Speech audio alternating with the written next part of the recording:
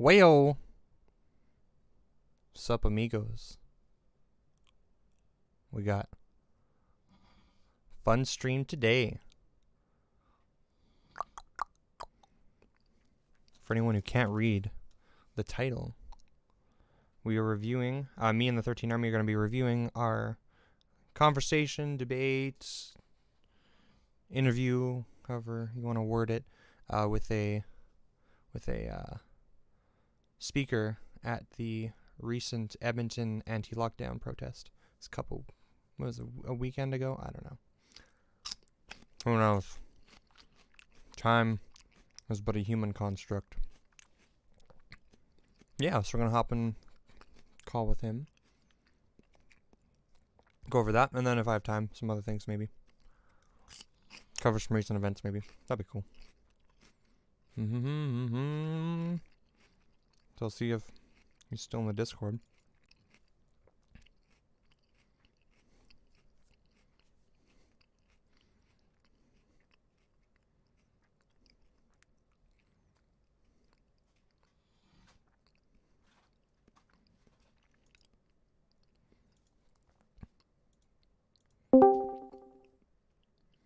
Boop beep.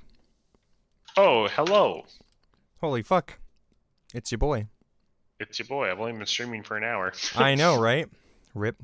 Sometimes life claps my cheeks, son. And sometimes it's every day that I work. Sometimes life claps my cheeks. Truly.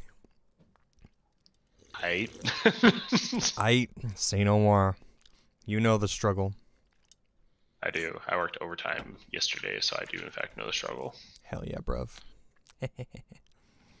Cool. Put in that good hour of OT. Oh yeah, buddy. I had a Monday like that. What's Doctor? What's his name? The Cooney, the quack. The quack? The Albertan quack? Yeah. Hodgkinson, I think, or Hodgkinson. That's what it is. I knew it was and he's not an epidemiologist. No, baby, he's a pathologist. Yeah. He looks at dead people. Pathologist, literally. Yep. You know what that means? I don't give a fuck what he says. Correct. So about for those who don't know, a pathologist is a physician who studies body fluids and tissues, helps with primary care doctor make diagnosis about like your health or medical problems you have, and pretty much just like they use laboratory tests to monitor the health of patients with chronic conditions. COVID-19 is not a chronic condition. Right. I thought, you know what? Maybe I'm getting my fucking definitions wrong. I thought I looked up pathologist and got something about dead people and like. No, that's like a mortician. That's true. That's a mortician, dude. A pathologist is a physician who studies, literally right here, who studies body fluids and tissues, helps your primary care doctor make a diagnosis about your health or any medical problems you have, and uses laboratory tests to monitor the health of patients with chronic conditions. That's what a pathologist does. You know what? I think I read this Wikipedia definition, and it seemed to be a little bit closer to like what I was thinking. But yeah, I did word it a little bit shittily. Essentially, he still is not a leading authority in terms of COVID because he's not an epidemiologist. True. I've used this argument before, but how I relate this one pretty easily is just like, so just because you work in the medical field doesn't mean that you're an expert in like everything in that field, right? You would want a heart surgeon to do heart surgery. You wouldn't want a neurosurgeon to do heart surgery. I think it comes. I think there's kind of like a disconnect between people not fully understanding what COVID is. Like people will be like, oh, like this one studies body fluids and tissues. So and like. What it does seem like there's overlap when you just look at the definition. What is your body? Yeah, so it's like, what is your body if not tissue and fluids? Yeah, exactly. Right, it's like how is COVID spread? Well, it's like COVID is spread through droplets, right? And it's like, exactly, are droplets technically classified as a fluid? It's like probably on some like microbacterial way. Probably. I'm not a scientist, so I can't really study them under a microscope. And then you need to look up the definition of like what a fluid is and stuff like that. So it's like, yeah. And so epidemiologists, let's see. I can literally Often called disease detectives, epidemiologists search for the cause of disease, identify people who are at risk, determine how to. It's everything, literally everything. Determine how to control or stop or the spread or prevent it from happening again. Literally, boom. Yeah, it's to me, it's black and white. I don't understand the grayness that people see. Yeah, it's a specialization. The number one authority that we would appeal to when we're talking about the spread of diseases, especially about novel diseases that not many people know about, and on a mass scale, boom. Yeah. Epidemiologist. That's it. Those are the people who we trust the most. Now, there might be some like differing opinions from epidemiologists and stuff within the field. Also, it might be totally possible that another like field might have some input that might be relevant and stuff like that. But I would expect that epidemiologists should be able to come to the best conclusion. I'm all about math, man. I'm a math boy. I'm all about what's going to give us the statistical highest science. Yeah. Math to me is a field of science, or at least it's a very, very important part. They go hand in hand. I look at things from a math perspective a lot of times in that I want the statistical highest chance, highest probability of positive outcome. I'm looking for the coin flip that is the highest percentage to land on the side that I want to land it on, you know? So whether or not we're making both those sides of the coin heads or whatever the fuck. I can quit out of Valheim just because I was just doing Valheim while I was waiting. Grabbed some silver. Yeah, for sure. And to me, this just easily falls into that. It's like, well, if you trust the professionals in their field or whatever kind of thing, that's going to give you the highest chance for a positive outcome because they understand it the best. Math, baby. Right. Amazing. But that's the perspective that I like to approach it from, because to me it makes the most sense. You can explain an opinion or like your moral conclusions or whatever from a variety of different straight to my Facebook. Yeah, buddy, what's up? I gotta do a fucking wait, I saw it. Damien Dipshit strikes again. Yep, I fucking saw that. Damien Warren. Oh wait. Oh, Rocky replied to me. Why do you have to stick a swab halfway up your nose when a drop of spit can infect someone from 6 feet away? It's so dumb. I don't even want to reply to it. That guy. I wonder how we verify that you're sick with it. Courtier.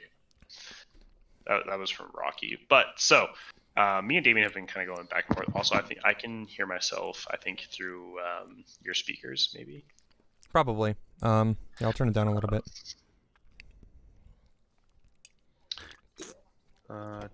So I invited him onto the live stream again, which he turned down again.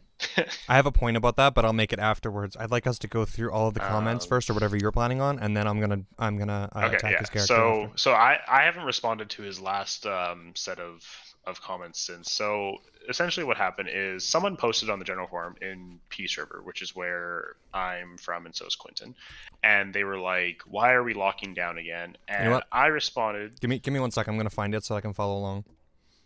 Oh, here, I'll just do this. Yeah, BB, send me the linky. Oh, no, I'm just gonna share my screen on Discord. Fuck. Yep. I said the linky for no reason. I can also just send you the link. That's fine. I will just follow your stream. Wait, how the fuck do I make this bigger? Get. How do I make big? Make biggie. Fuck, wrong button. Stop watching. Oh, here it is. Okay, Pop up? No. Okay, this is full screen. This is the one I want. Amazing. Okay, here we go. So I responded to Nicole Bowers. She was in my grade. She was in my class. Yes. Because she had said something along the lines of like, oh, here. I think it's right up around here. Here we go. This conversation is fucking cancerous. She's like, it's the government's way of forcing everyone to get the vaccine. Just heard on the news that they will open up 75% once 50% of the population takes the vaccine. Probably be a good time for everyone to start acting together and standing up for our rights. So I read that, and I immediately was just like, what rights are being infringed on, might I ask? Just throwing it out there. Like, if you think that you need to stand up for your rights, I would like to know why. Why you think you need to stand up for your rights. Yeah, sure. But just make an explanation. It's always endless fucking LARPing from these dipshits. And, like, Correct. We're just asking them to substantiate the claim. I'm so done with the LARPing, dude. And then so Rocky Cortelli or Cordier or whatever, however you say his name, is Rocky. His name is Rocky. He's like, really? Not being allowed to comfort a senior dying from loneliness is one. If you stopped and thought even a little bit, you might realize there's a ton of rights being infringed on. And I'm like, that's not a fucking right. True. And if you, and I was like, and you know, if everyone followed the guidelines and our government actually shut us down for, let's say, a month, you wouldn't need to comfort the elderly who are dying. True. I mean, yeah, that's what all the data would lead me to believe, at least. Right. And yeah, so, I think I could get behind that. And then our keyboard warrior, Mr. Damien Warren. Damien, wait, I have a better name for him. Damien Dumbfuck. Damien Dumbfuck. DD baby. DD baby. But he's like, once again, he's like, it's not a question of whether rights are being infringed on. That's a certainty. He's like, the question is whether that infringement of rights is reasonable given the epidemiological. Algae. No, I got you. Epidemiological. Oh fuck, you're right. There's no R. There's no R. My brain has been like off for most of today. Epidemiological data we have available.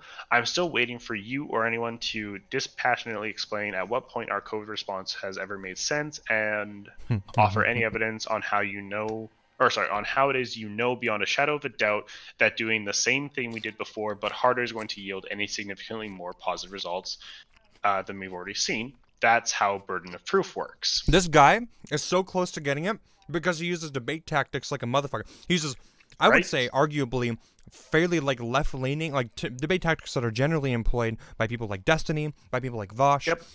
I've also seen like Nazis try and use it, but they're horrendously terrible at it. Like, and it's usually pretty obvious. The problem with this guy is that he's a little bit effective at using it because he's very full of what's called what the fuck is it called bullshit.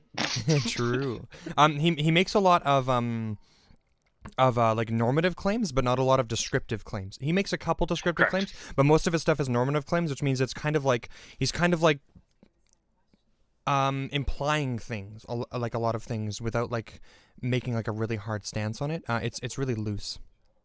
So I responded. I'm like, I'm sorry, but that's not how a debate works. I'll be more than happy to have that discussion once my question gets answered.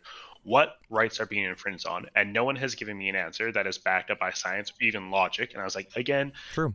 I invite you to have an open discussion about this on my live stream. Because wait. So for context, can we just scroll up to the comments he was leaving before you arrived? Was it, or maybe it wasn't? I know it was in. I know it wasn't in this post, but it might not have been in this individual thread. I'm it was not before sure. You commented. These no, when I commented, I was like one of the first few people to comment on, and he hadn't shown up at this point. Oh, he hadn't? Fuck. Okay. Well, I'll just bring it up later then. Okay, continue. Where was I? Oh, so he was like, I appreciate the offer. Thanks, but no thanks. He's like, also, we mostly had the discussion before, but since you're going to make me type it all again, I'll try to quickly catch us up to speed. He's like, at any rate, any infringement on movement, gathering, people's ability to conduct business constitutes an infringement of rights. That part isn't up for debate. Just because you think infringement is acceptable doesn't mean that people's rights are being curtailed, and acting like that's the case is just obtuse. That's paragraph. He's like, last time you replied was something like, but isn't even a single life enough to justify restrictions? He took that way out of context. He's the last. He's what the word is brain. Yeah, he's like short forming your comment and making it like paraphrasing. Yeah, paraphrasing and taking it out of context. Yeah. The last time me and him had this discussion, he said that that nothing is justifiable of having these lockdown measures. Yeah, and you probably replied with like a you were replying with the question you were asking him. Would you consider like one life be enough to justify the restrictions? You were just using the Socratic method on him. You weren't implying like you know. I wasn't implying that one life is enough to imply these restrictions, even though I think it is, because I don't think one life holds any more intrinsic value than another life. I don't care who you are. Yeah, sorry. You're just testing his moral justifications essentially and seeing if he's consistent, right? That has nothing to do with anything else. He just doesn't want to engage with it because he knows he's fucking wrong. Literally. So I was just like, I just brushed that part off because I was like, if you're going to paraphrase what I had to say last time, that's your choice. Yeah, he's acting in bad faith. Fuck him. Eat shit. Right? And then he was like, and once again, he's like, I'll say no. The supposed benefit of mandatory mandates has to be weighed against the clear and serious harms that are being done to people's mental, physical, and economic well-being. He's like, last time you replied was something like, we're dealing with the unknown. We did it because we didn't know what else to do, which was a perfectly reasonable position to take in January, February of 2020, but is getting a little dated at this point, as everything we know about COVID's infectivity and lethality among certain vulnerable groups was, I'm assuming he means known, but he said no, was known by about March or May of 2020. Mm-hmm. So, that being said, he clearly didn't talk about the new variants that are popping up. True. I don't even understand. Also, he recognizes that most of the studies came out in March and May, which, if you go into my research document, you can verify that most of them were in March and May. But then he completely misses the point and ignores them. Exactly. That's the problem. And so it's like, he's so close to getting it, but falls short every time. I don't know if it's because he's stupid, or because he's like, I don't know if he's just purposely trying to play devil's advocate. Yeah, I don't know. You know what though? I have a hypothesis, but continue. And so, precisely, I did say, like, last time I was like, you know, we didn't know what we were dealing with. COVID is like, even though it occurs in nature, like naturally, it wasn't like, I don't think that COVID was something that was intended for us to find. I kind of had a discussion with Chris Freeze about this, because Chris was saying like, oh, like, I saw that comment that you had, yeah, like survival affairs. Well, we were also PMing each other, right? I noticed that he said PM. Yeah, I was kind of sad because I was like, fuck, I want to see that beef. And so, like, I told Chris, I was like, I don't think COVID was something that the world intended to get. We weren't supposed to just stumble upon it, and it was supposed to be the next big virus. Well, of course not, but viruses are inevitable, though, right? That's something that's really, really important. That viruses are inevitable. I also think that it could have been preventable, but that leads us into a whole nother discussion about proper hygienic codes with exotic meats, and how countries aren't able to provide their citizens with affordable meat, so people have to find other means. That's a whole we're getting into like socioeconomic conditions and stuff like that, which lead to these things, and we're getting into like government policies and stuff, which has, like, you know, that's a whole different point, completely different from just the fact that like just because a scientist says that we're bound to get like a disease soon and then it happens doesn't mean that there's like malicious intent. It just means that it's predictable, that like we should expect these things. People are stupid, dude. And then so he was like, once again, everything about our government's provincial and federal response has been an abject failure. I will agree to this. I think our government is doing a piss poor job at monitoring this virus and going about it. You agree with that statement on the outside, but you don't agree with his opinion about what we should do. No, correct. I agree with the statement saying that, like, our government has failed. Yeah, absolutely. I think everyone can agree that our government has failed. True. But hindsight is always 20/20. Right? Yeah, of course. Especially when you're dealing with factors, it's like, okay, where did this virus originate? China, right? China. We also can all understand that China probably skews its data in favor of the country, so it doesn't seem as bad because China is a communist country. No, they're not communists. They're wait, what are they? They're state capitalist, and they're like a dictatorship. Sorry, that's what it is. Yeah, that's what it is. Yeah. Sorry, state capitalism, which means that the state owns the means of production to some degree, and then it's capitalism still, and then and they're like a dictatorship. They act like there's democracy. China has full control over its media, what's going to be put out, everything like that. So, correct. Given with what the world was receiving from China, from its stats, COVID didn't seem that bad. It seemed really bad at the beginning, but then it seemed like it got better. Sure, they also hit a lot of the stats, which is problematic, but exactly, they have a lot of control over their citizens and stuff too, because they blah blah blah. So yeah. In hindsight, if you're a country and you see this new virus, this new disease popping up, and you're like, okay, it's really bad in the beginning, like it's bad for like 1-2 months, but then 3, 4, 5 months, it's not that big of a deal. It gets better. Right. Are you going to shut down your whole country? Probably not, because you can say, hey, people, you can look at the news. Something is probably going to come. It's going to be bad for a couple months, but then it will get better. Right? Okay. Where are you getting at with this? I'm getting that in hindsight. Do I think that what our country did in the beginning do I think it was smart? No. But do I think it was kind of justifiable? Or like expected? 50-50. Yeah.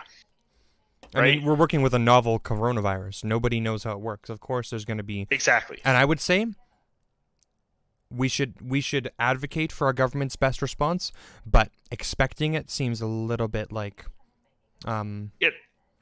overly optimistic. I don't know. Yeah. So then we get into the next point where he's like, I'm still waiting for you to explain how it's acceptable that the Chinese returned us a bunch of defective PPE with an argument that doesn't amount to, well, they had a rough go, so take it easy on them. This guy's such a dumb fuck. Oh my god. I never looked into this. I looked into this. He linked me a thing last time. I never looked into it. So I didn't really, I brushed that point off because I even said in my response, I'm like, you are getting off topic with China and the whole PPE situation. Yep, it has nothing to do with whether or not like COVID is real, whether or not the like other measures are good or bad or whatever. With whether or not the rights are being infringed on, which was the entire point of my comment. Yeah, it's just hard pivot because dude knows that he can't defend it because all the studies are against his opinion. Dumb fuck. Right. So let's just entertain this idea, right? Oh yeah, I could go into it, but give me your opinion. If China, where do we get? First of all, where do we get all of our PPE? Where do we get all our PPE? It depends. Yeah, we do make some amount in Canada and stuff, but a lot of times. But we sent all of that to China to help them with their response. So we didn't have any. So when China supposedly got better, where would we have gotten all of our PPE from? We did end up getting a lot of it back from China. It took some time. China. Mm-hmm. Correct. But that's what I'm saying. So China, during the point at which we were supposed to be getting back our PPE, is still being riddled with a coronavirus. Yeah. Its workforce is largely unavailable because they're sick. Yeah. Or dying. Yeah. That might be possible. I'm not sure. I'd have to look at data for that, but that's not a terrible assumption. I don't also mean that like they're dying of natural causes. I think some amount, this is like kind of a little bit conspiracy theory, but just knowing China, I think some amount of people who got COVID were probably being like put down. Right? I have no idea. Again, maybe if you want to, like I said, that's kind of like the conspiracy theory part of me, because just knowing like China, North Korea, stuff like that, I think it's likely. I don't have any statistics to back this up. It's my opinion. I think that, so just kind of quick side point on that one. I don't think that would be really beneficial for them. The more people they have alive, the more people they have to do labor jobs and work and stuff to contribute to their economy and stuff. But also, it seems counterintuitive China has to just kill people. Such a huge population. Overpopulation is not a problem in China. The opposite is actually true. I don't really want to like get really off on this, so if you want to trust me on this, you can. But China is actually having like the opposite of a population crisis, where now, because of their one-child policy they've had for so long, they're actually having trouble with people having more kids, and they've removed the one-child policy. But now what's happening is every generation is only bringing 2 people, bring 1 person into the world. It's been normalized. Right. Their population is going to start declining, and this is going to be terrible for the economy. It's going to fuck them up really hard because pensions rely on younger people, right? Old people, and their pensions rely on the young workforce. If there's a smaller, younger workforce, then the amount of older people, they get fucked. Does that make sense? Really quick, minor explanation, but yeah. Anyways, continue. Where did my thing go? Oh, here we go. There it is. So my point is saying that let's say that only half of China's working class was able to go to work, right? Sure. Yeah. China has to somehow repay all of the people that they borrowed their PPE from. Yes.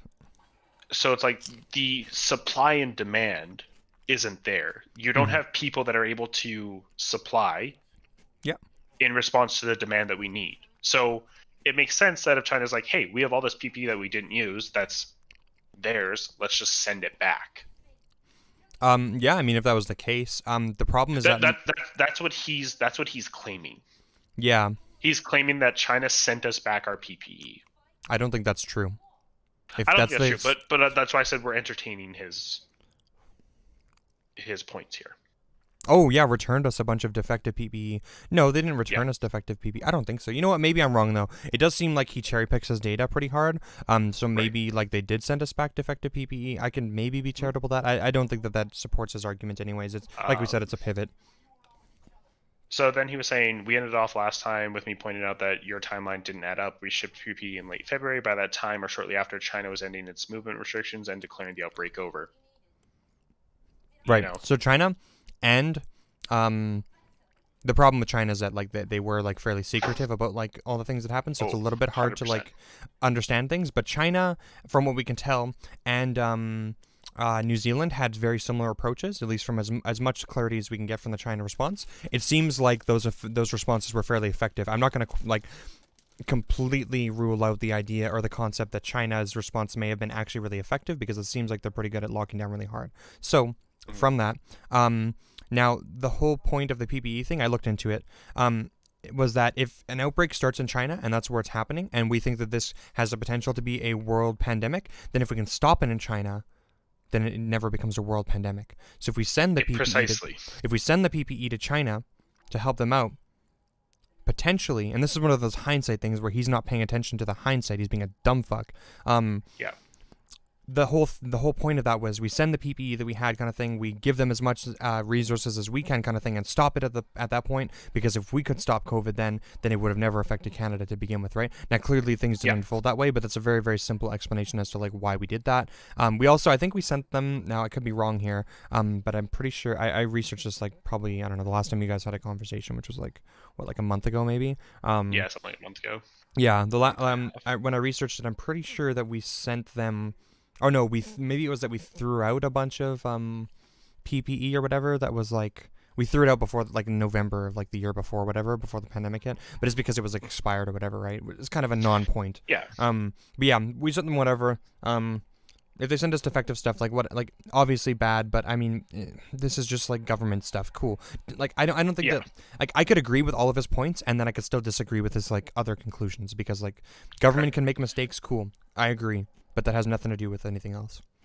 So my response to this was like, please point out in the Charter of Rights and Freedoms, it says that I agree our government has failed us. They should have imposed strict lockdowns in the, I meant to say beginning, I put begging, but in the beginning. Begging. But I was like, all of you whining bitches would have complained then too, because if the government would have shut us down in the beginning, many fucking people would have complained. They would have lost their fucking minds. I think that's part of the reason why the government was so tiptoe like pussy about it too, because they're kind of, you know, if we get all up in arms about it, then we don't re-elect them, right?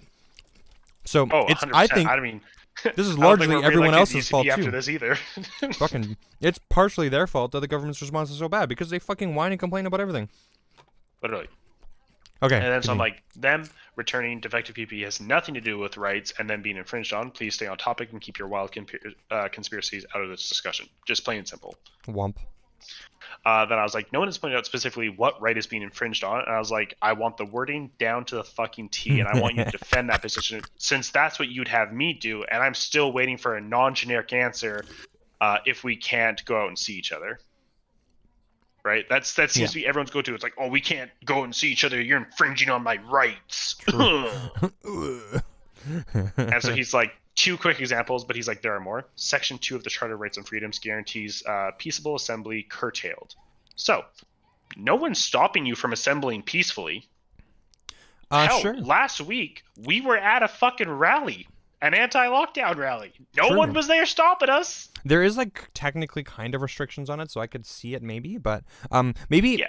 I'll let you. I have I think an opinion that might slightly differ from yours, but I want to hear yours first, and then I'll give my spiel. Go hard.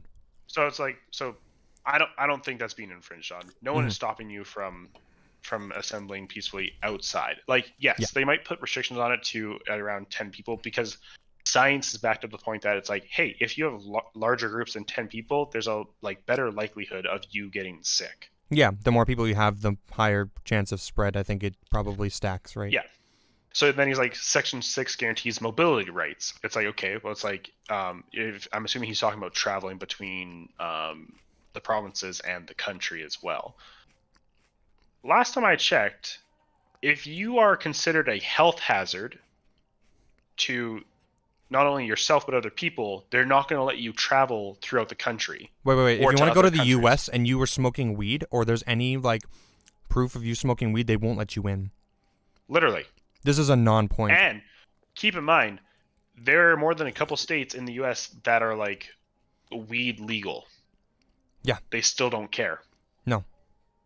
They can stop right? you from entering for any like plethora of reasons. Right? It's like trying to like if they tried to stop someone from entering the U.S. for smoking weed, do you think a Canadian's going to be like, "Well, my charter of rights and freedoms"? No.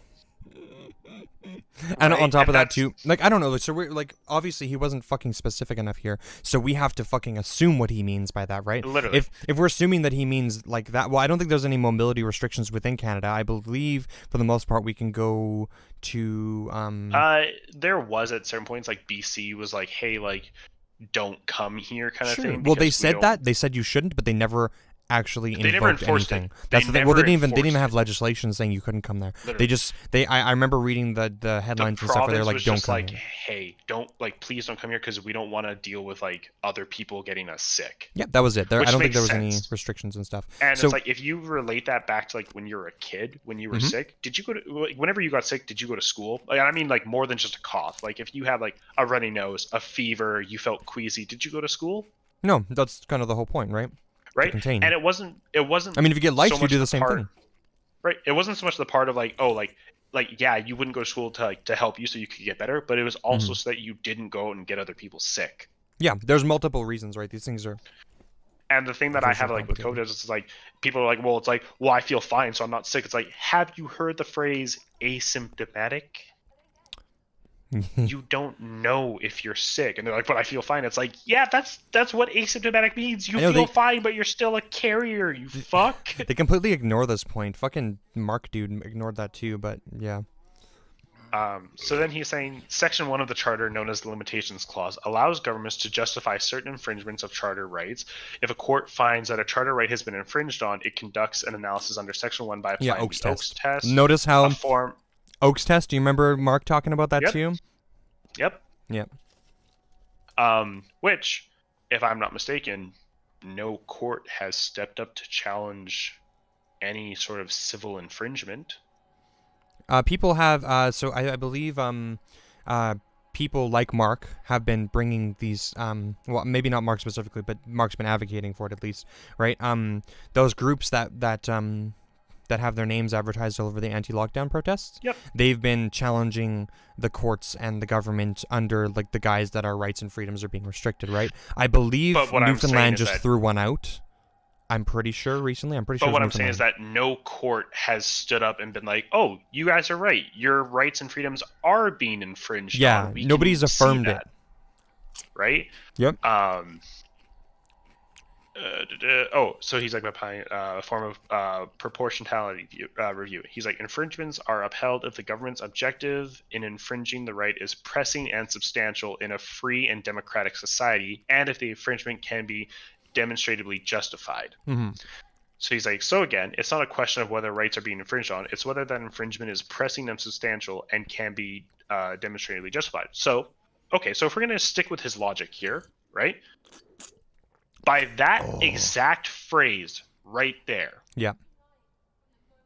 It doesn't matter if your rights are being infringed on, it's whether or not the government thinks that they have the right to stop you from having these rights, which clearly the government does. And last time I checked, any person that's trying to fight this isn't any sort of appropriate authority, doesn't have a government job. Yep. Hi, IBM Samurai.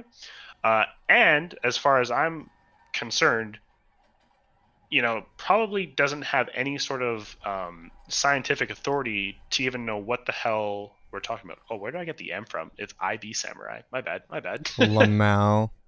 Fucking crucifying people's names live. The 13Army.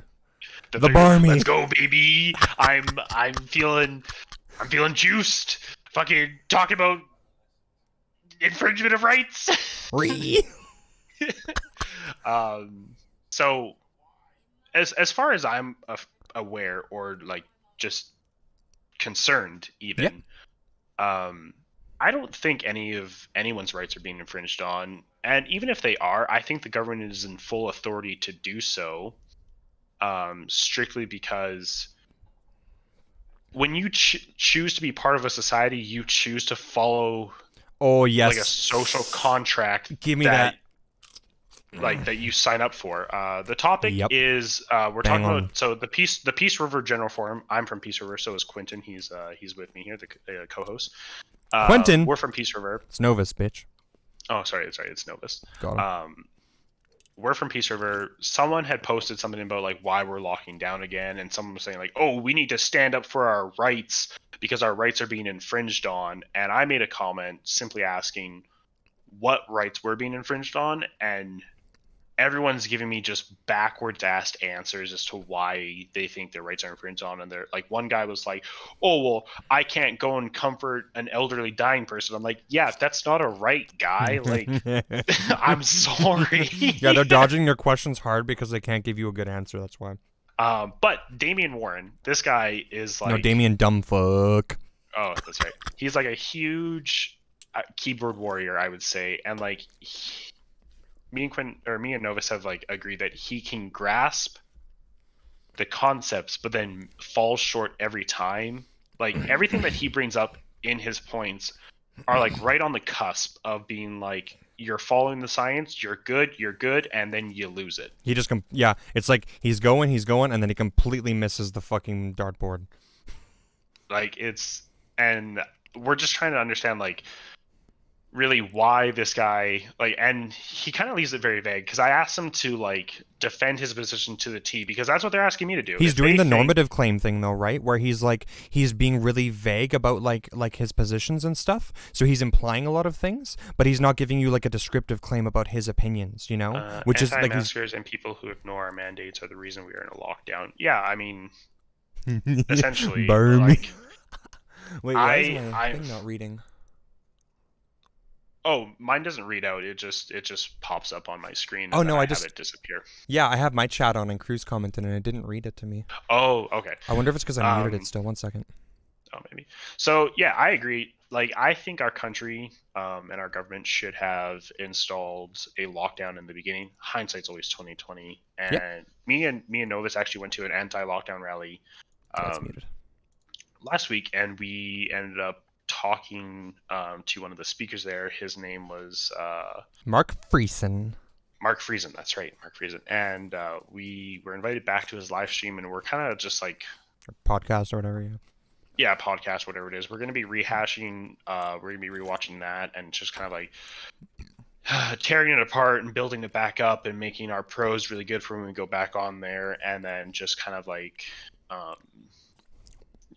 getting good solid ground, because last time we were there he brought up a bunch of things that we weren't really prepared for. Yeah, so I went in thinking that like just having COVID proof that COVID was real and stuff would be enough, and the problem is that we're dealing with conspiracy theorists, and they tend to just like literally be like the four horsemen of the fucking conspiracy apocalypse all like meld into one fucking abomination. People who are left and deluded on there is content. I don't understand what Quora politics is. I don't know what that is. What's the word? Quora? Yeah. That's like a question website, isn't it? Maybe it is. I'm not too sure. I don't know. Quora is a place to gain and share knowledge. Is a platform to ask questions and connect with people who contribute unique insights and quality answers. Yeah. Okay, cool. And then the amount of people who are so far left and diluted on there is content. Yeah. Quora's website. Oh, very good. Very good. Thank you for clarifying that, both of you. And so his last kind of like pose was just saying like, oh, just because you can go and see people under a specific set of rules doesn't mean that right isn't being infringed by setting occupancy limits, etc., even if only slightly.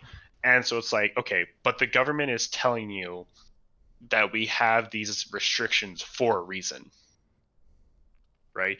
When you look at the science that is being provided to the government by scientists, and like not even just like scientists, like epidemiologists and, you know, places like the CDC and, you know, the WHO, all these places, these are people that our government, and not just our government, the world, is able to recognize, be like, oh, this is the appropriate authority to listen to. Yeah. Right? So it's like, again, yeah, for sure, we should probably listen to them. Yeah, I mean, if they have the best chance of knowing what's going on, and I certainly don't individually, I have to appeal to somebody who knows better, right? Then we have to pick a field and, you know. Yeah, exactly. Like, I mean, it's so easy.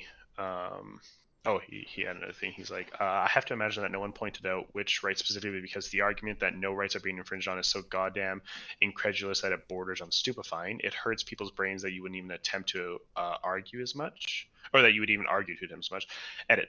Also, your characterization of the entire PPE debacle as conspiracy theory when it's all verifiable as a matter of public record. Edit 2, Electric Boogaloo. And just for the record, bro, I was calling the border closures and flight restrictions in December 2019, back when people, like you were saying, Corona, what now? Some of us have just been paying attention to the whole time. That's all.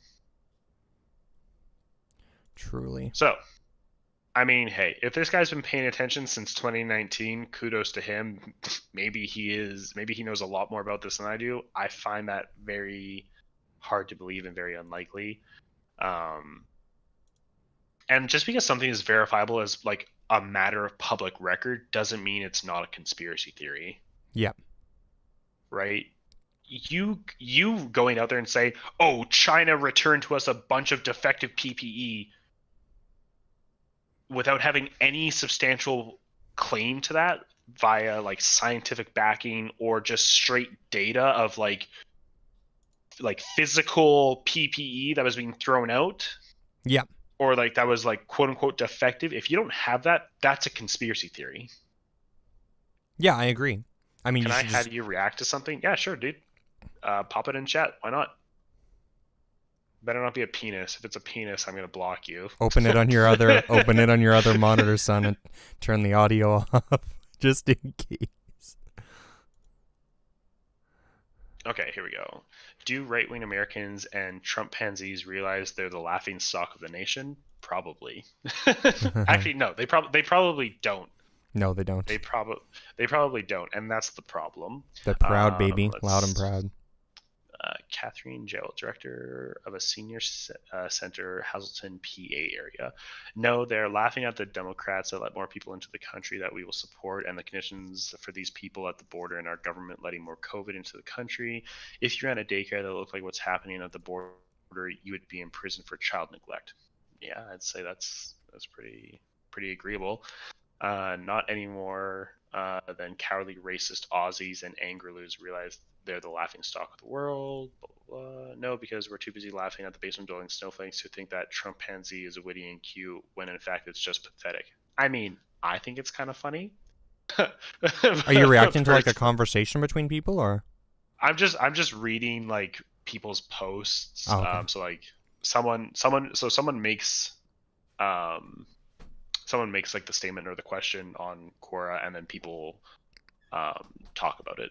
Okay. Or people like respond to it. Okay, it's like a forum thing. Yeah, gotcha. Essentially. Yeah.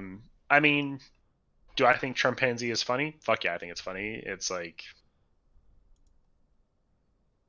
how else do you what else do you classify Trump supporters as other than what they are, as racist bigots?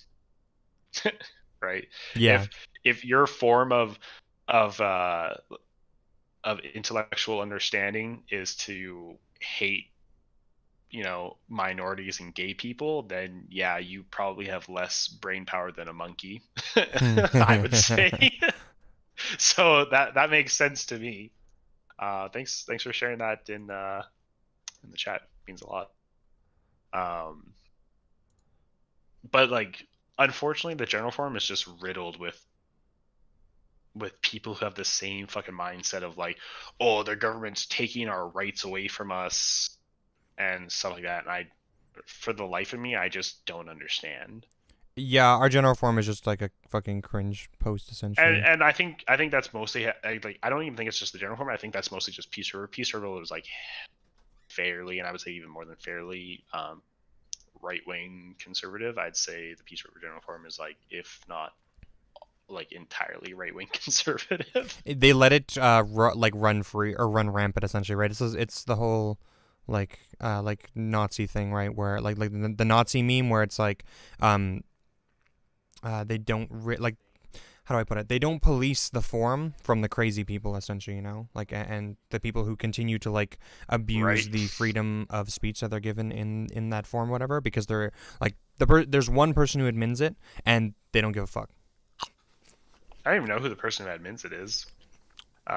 What's her name? But it even says in here like no political drama. There are other places for that, but it's like well, they use that as a proxy because it's so vague that they get to decide what counts as political and what doesn't. To this day, right. Bob Leon's posts are still up advocating for people to like go against the lockdowns and stuff, or go against the lockdowns. Bob Leon. But I make one fucking video. After like there was massive transphobia on the general forum. I live streamed to the general forum to try and educate people about like the validity of trans people, and it's removed under 24 hours. Super problematic. Now I don't give a fuck about being silenced or whatever. Like I don't think that I'm being like how do I put this? Like people are trying to like silence my views or whatever kind of thing. I just think that it's like a mismanagement. Like whoever's like in charge of running it kind of thing is just like I don't know, incapable. I guess I don't know. Right. They're just incompetent. That would be the right word. Cool. Well, man. Okay. Also, I'm gonna send this to you. Send what? https://www.twitch.tv/videos/97426641711. Now you know. Now I know. Now you know. You're just gonna watch it on your thing though, right? So I'll just react to it when you're watching it. But can I just quickly say one point about before we close off the last one? I just want to like kind of state my position about the whole like rights and freedoms thing, because I think you might agree with me, but it's a little different. Pog robot. I know, right? Pog robot. So with the whole rights and freedoms thing and why people keep bringing it up and why he's actually wrong about his statements, in my opinion. So I think you could view what's happening in a very like technical sense as like or I don't know, like realistically we could consider it a rights. Even if you look at it in a very technical sense, because I'm a pretty technical person, and I don't think any infringement is being done. Yeah, I think even so, like, so my position is that, like, I think we could admit that there are rights being infringed on if that's what we want to do. If that's what if he wants to have that, like, theoretical discussion or whatever, or that, you know, then we could dive into that, and we can be like, okay, so rights and freedoms are being infringed on if we consider it to be, like, a very literal thing, like a very, like, yeah, so if you look at the rights and we're like, this is what the right says kind of thing, and then we look at this and it seems to match up, then we could be like, okay, this does seem to be counterintuitive to the rights and freedoms kind of thing, right? But then you would also, if you're going to accept that, you also have to accept the arguments as well that wearing a seatbelt to drive, like having that as a law, would be also an infringement. If you're gonna, you have to be consistent with your beliefs. If you're gonna say that these lockdowns go against it in that way, then you also have to concede that seatbelts are infringing our rights. Having to have driver's licenses are infringing our rights. Not being able to I don't know, do like something like like the smoking, drinking and driving. Sure, that one is infringing on our rights technically, right? Because I have the ability to put whatever I want into my body and do whatever I want. I have bodily autonomy over myself, right? Like, you'd have to concede to all of those things too. And so this is why I generally don't tend to like think in these things of the terms of like these are infringements on our rights kind of thing, because it's a really like I don't know, asinine, I guess, way to like think about these things. It's really oversimplifying. I think it's even more than asinine, because it's like when you really kind of like break it down for me, like, and I got into this with yesterday with Chris. Chris was saying like, oh, like, you know, I'm gonna pull it actually word for word, because I don't want to paraphrase here. Paraphrasing is cringe. What he said. Oh boy, my leg's asleep. It's so fucking small on Facebook. Blah blah blah. Our immune system is there for shit like this. It has what kept us alive for over 10,000 years. Blah blah blah. The human race is just like any other animal in this little blue sphere. When a species gets too big for its habitat, the world will purge the species until only a few remain again, bringing balance to the ecosystem. Survival of the fittest. Since when has that ever changed in the world? I know a main concern is people who are immune compromised, but that is the natural way. Who are we to stop the world from righting itself? Only the strong survive. Blah blah blah. Wait, are you reading his Yeah, messages? I'm trying to find exactly like what he said here. No.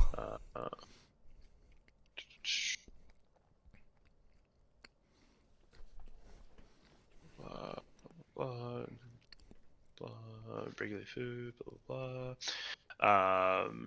Okay, so Chris was saying like death is a natural part of like life, right? Sure, premature death can be avoided though. Sure. So I was saying even if death is a part of life, you don't go out and put yourself in harm's way. Like, what are the odds of you getting hit by a car while you drive to work? Probably slim, but never zero, and you still wear a seatbelt, right? Mm-hmm. Oh, that's a good one. I like that one. Right? Like, just because your chances are slim doesn't mean they're zero. Yeah, it doesn't mean that you like remove all like safety mechanisms, right? Literally. Because if that's the case, then it's like, cool. Steel-toed boots, yeah, not showing up to work with steel-toed boots anymore. If I'm an electrician, I'm not wearing fucking rubber gloves when I touch live wires. Like, true. I mean, I'd have to noise. touch like the hot part, and there's some insulation. The chances of me touching the hot part are pretty low. Like, what's the point of even, turning the live wires off? Let's just grab them and fucking stick them together. That's how it works, right? True. Like, fuck. Fuck, I'll rub my nipples to that. Right? Like, I don't understand that mentality, because like even if you're trying to make a very I think also what Chris said was a very vague statement. Death is a natural part of life. Even if you try and make that statement and you try and really push it and believe it, as you said, you can still stop premature death. It just we have preventive measures. Also, we're not living in the fucking 1840s anymore. Yeah. We have good science. True. It's not like we're still trying to lobotomize people to understand schizophrenia. Yeah. Right? True. So I like if you can follow the rest of science when it comes to any sort of virus or disease, why can you not follow the science for COVID? Yeah, exactly. No, I think you put it in like pretty good terms. He's appealing to like nature, I think, right? That would be the fallacy that he's like doing there right now, which in general is just like illogical. So it makes sense. I don't know. A lot of people tend to fall for like those. It's like a feels over reals like concept, I guess, right? So. Okay, but let us start to break down our interview here with Mr. Friesen. Cool. So quick context for people: we went to a anti-lockdown protest in Edmonton, and there were some speakers and stuff, and 13Army, being the absolute beautiful antagonist that he is, pointed out one of the speakers off in the sidelines after he finished his little speech, and we went and talked to him. Essentially, tried to press what I was trying to do. Essentially going into this was just like to try and press him on the spot to like back up his moral system that he uses to like come to the conclusions and stuff that he does, and see if he could like, I don't know, withstand it, I guess. I don't know. So. Yeah, essentially as like Quentin said during last stream, we're kind of taking the more like Socratic method into understand the pros that these anti-lockdown people take, because if you're going to take a stance like that, we believe that you have to have some very dignifiable backing. And it should stand up to scrutiny. It should be consistent as fuck. It should be correct. Defensible. Because on the downside of things, if they're wrong, which, spoiler alert, I believe they are, then that could be potentially like putting the lives of millions of people at stake. So literally. So let's the audio quality isn't very good just because I was recording from my phone. That wasn't the issue. The issue was that like we were at a rally, there was people speaking in the background, like there were other speakers there. Yeah, it's not exactly ideal. There were a lot of people there. That's why I said, like, at the beginning of the stream, hopefully next time we go to do one of these things, like, and not even just anti-lockdown rallies, but going to other social events like protests. Oh, yellow vest, whatever. Give me. Oh, fuck yeah. Yeah. What have you. We want to try and get microphones that hook up to the phone that we can hopefully kind of like pin on people or have people pin on themselves, so we're not touching people.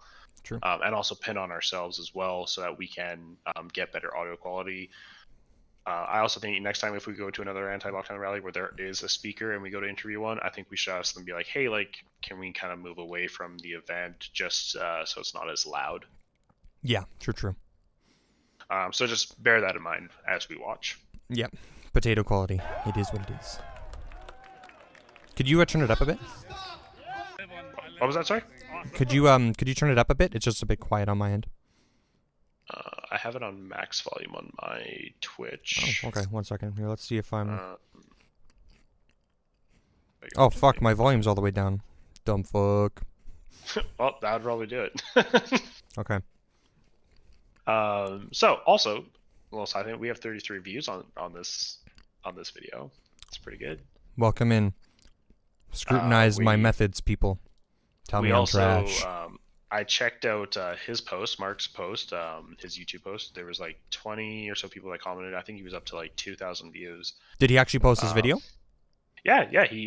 So all he did, he literally just copy and pasted my video. Just the whole thing.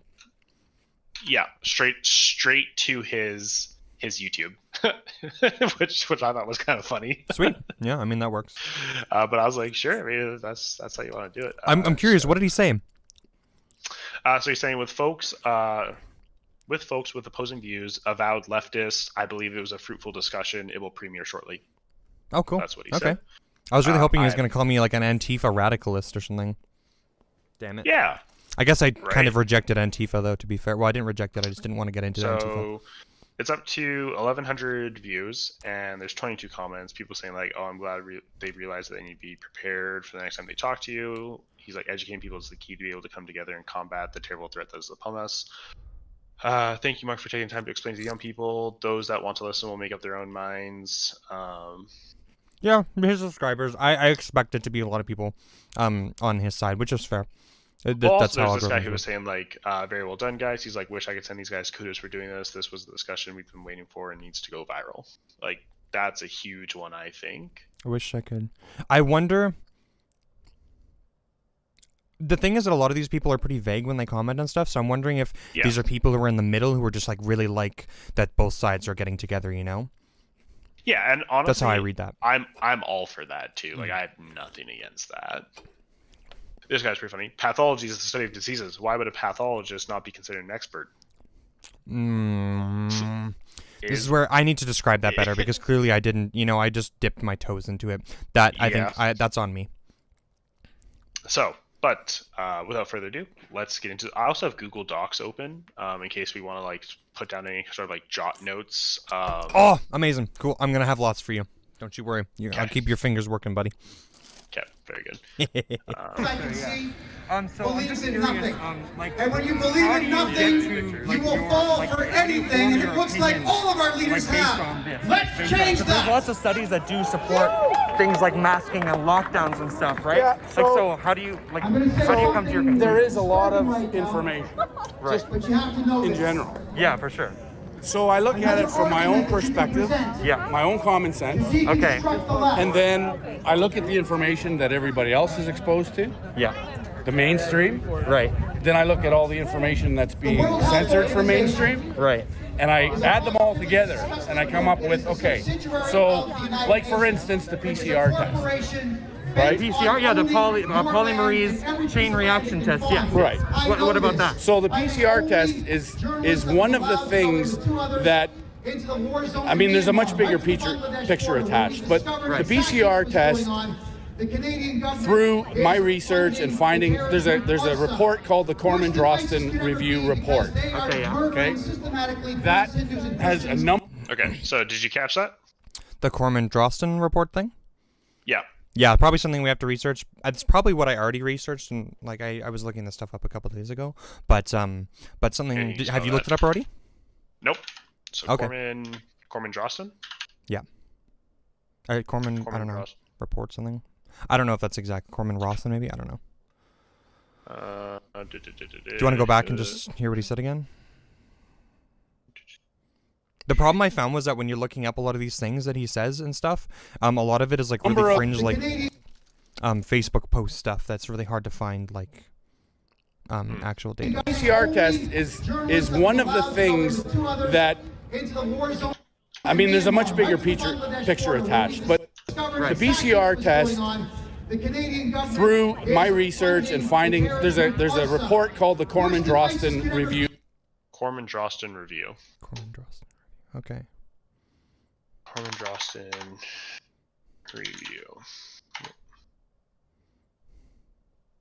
Oh, I'm spelling it wrong. Oh, Corman-Drosten Review report. Okay, CormanDrostenReview.com. Let's just look at that, see what we get. The Corman-Drosten Review report, curated by an international consortium of scientists in life sciences. Review report, blah, blah, blah, Euro surveillance. This extensive review report has been officially submitted to the Euro Surveillance Editorial Board on 27th of November 2020 via their submission portal. Enclosed to this review report is a retraction request letter signed by all the main and co-authors. First and last listed names are the first and second main authors. All names in between are co-authors, external, blah, blah, blah. I'd like to point out right off the bat, I don't know if it's going to be relevant, but it was submitted on the 27th of November, 2020. We didn't even know COVID was a thing yet, did we? Oh, no, sorry, that was 2019. No, we did. Okay, so COVID's been around for a year now then. Okay, cool. COVID's been around for about a year. Okay, cool. Okay. So, abstract. The publication entitled Detection of 2019 Novel Coronavirus 2019-nCoV by Real-Time RT-PCR Eurosurveillance 25-8-2020. The authors present a diagnostic workflow and RT-Q PCR protocol for detection and diagnostics of 2019 nCoV, known as SARS-CoV-2, which they claim to be validated as well as being a robust diagnostic methodology for the use in public health laboratory settings. Sure. In light of all the consequences resulting from this very publication for societies worldwide, a group of independent researchers performed a point-by-point review of the aforesaid publication in which 1. All components of the presented test design were cross-checked, 2. The RT-Q PCR protocol, I'm just going to call it the PCR protocol because we all know what that is. Yep. Protocol recommendations were assessed, WRT, good laboratory practice, and 3 parameters examined against relevant scientific literature covering the field. The published PRC protocol for detection and diagnosis of 2019 COVID-19 and the manuscript suffer from numerous technical and scientific errors, including insufficient primer design, a problematic and insufficient PRC protocol, and the absence of an accurate test validation. Neither the presented test nor the manuscript itself fulfills the requirements for an acceptable scientific publication. Further serious conflicts of interest of the authors are not mentioned. Finally, the very short timescale between submission and acceptance of the publication, which was 24 hours, signifies that a systematic peer review process was either not performed here or of problematic poor quality. We provide compelling evidence of several scientific inadequacies, errors, and flaws. Considering the scientific and methodological blemishes presented here, we are confident that the editorial board of Eurosurveillance has no other choice but to retract the publication. Is there, so this is abstract. Can you find the, This is the abstract, yeah. Can you find Concise the review conclusion? Conclusion. Parameters and probes. Minor concerns with the Corman-Drosten paper. Major concerns with the Corman-Drosten paper. Methods and results. Like, all this stuff is important, but I'm just not sure how, like, going through a study on stream, you're gonna be here for a while, you know? That's why I'm thinking if we just go through the conclusions, we can get most of the, like, yeah, look how big this is. Conclusion, right here. Okay. Then we can get exactly what these people, if they are proper authorities in the field or whatever kind of thing. Like, I saw how big this document was, so I don't know if there's multiple conclusions that are here. They probably go through all their, like, studies and how they did their things and their evidence. So there's a summary catalog of errors found in the paper. So this shows all the errors that they found within the paper. Okay. Then this is their conclusion. The decision as to which test protocols are published and made widely available lies squarely in the hands of Eurosurveillance. A decision to recognize the errors apparent in the Corman-Drosten paper has the benefit to greatly minimize human costs and suffering going forward. It is not the best interest of Eurosurveillance to retract this paper. Our conclusion is clear. In the face of all tremendous PCR protocol design flaws and errors described here, we conclude there is not much of a choice left in the framework of scientific integrity and responsibility. This is not worded like a scientific conclusion in a study yet. I've never seen a study worded like this before. This is really weird. It's very, I don't understand. Like, it seems vague, I guess? I don't know. Like, it seems like they're telling you their opinion, but I'm really, like, not in much of a better position to understand how they reached it. With maybe we'll have to go through the whole fucking thing. That's why I think we'll have to go through the thing. I don't know. That's up to you. We could just go through the summary catalog, because that's going to tell us everything that they found wrong with the Corman-Drosten paper. Sure. Right? So, there exists no specified reason to use these extremely high concentration of primers in this protocol. The described concentrations led to increased nonspecific bindings and PCR product applications, making the test unsuitable as a specific diagnostic tool to identify the SARS-CoV-2 virus. So, that's what we would have saw up, I believe, up one more. Here we go. Here. So, they used 600 nm per reaction for the concentration. And that was for the oligonucleotide. Probably saying that wrong. But this is also the first time I've looked at this research. So hey, just quick thing here. What's that? What are they referring to again? That company or whatever that verifies these studies or whatever? Is it Euro something? Do you remember what the word was? Euro surveillance.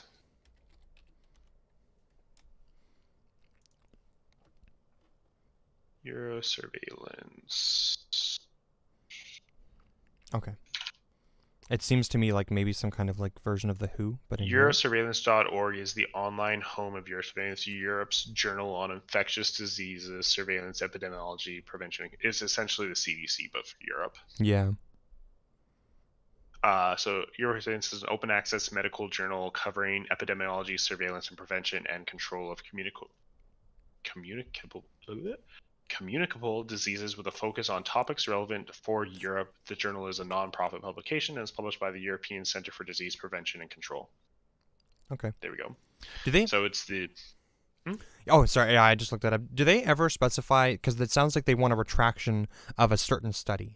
I'm very curious which study that was, and if that study has nothing to do with any of the arguments that we've talked about too. It would have been in the study of the detection of 2019 novel coronavirus by real-time RT-PCR. Eurosurveillance publicized it probably in 2020 on the 25th day of November? Yeah, November 2020. August. No, that's August. August 25th, 2020. We're talking about PCR tests, right? Yep. It literally says it right here. Eurosurveillance 25/8/2020. It would have been August, because the 8th month is August. Okay. I don't think I included that in my studies at all. Doesn't seem like it. I'm just looking for the title in my thing. So, going forward, while you're still looking with this, given this information, granted we know arguably, I wouldn't say very little, but we know this, since this is the first time that we've looked at this document, we know little about it. Correct? Yeah. That is safe to say. How many papers or publicizations do you think were made while we were trying to identify the novel coronavirus? How many studies? Think it was there was like an abnormal amount of people like studying it like all at once. Do you think it was just this one?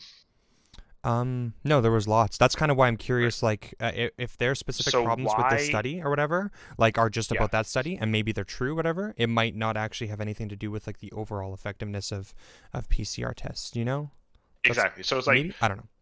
For every study that is brought forward, obviously you're going to find, I would say, some amount of discrepancy between tests. And there's always going to be, you can never make something completely perfect. That's very, very important to keep in mind. So this test, let's run with it. This test might be wrong. Yeah. Right? Maybe this test was fucked up. They didn't do this test properly. Yeah. They're singling out this one test because they're cherry picking their data. They're like, oh, this one test is wrong. How many others are wrong? How many others gotta be wrong? That's what they're doing. It's possible, yeah. It's also possible they're completely correct. I would guarantee it. Right?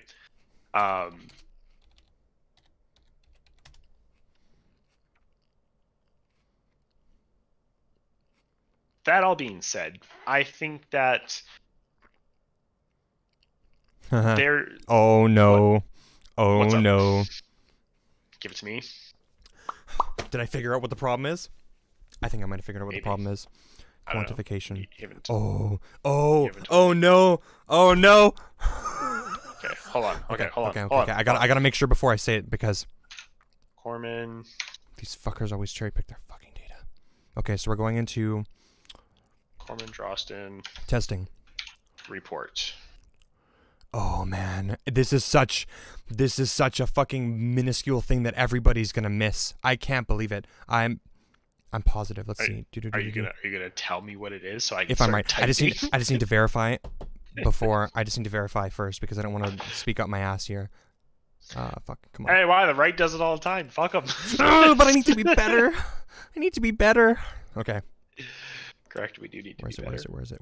Give me that shit. Oh my god. Give me that shit. It's kind of fucked up that you want someone to give you their shit. Okay. But- No, I need something else. Okay, 1 second. No. What the fuck was it? I had a Okay. What's the right wing lie thing about PCR tests? PCR. I need to get to a fact checker because that's what. It's too high. They use too high of a concentration. They use is it PCR 45? Is that what it is? That's the CT. Oh, the threshold. CT.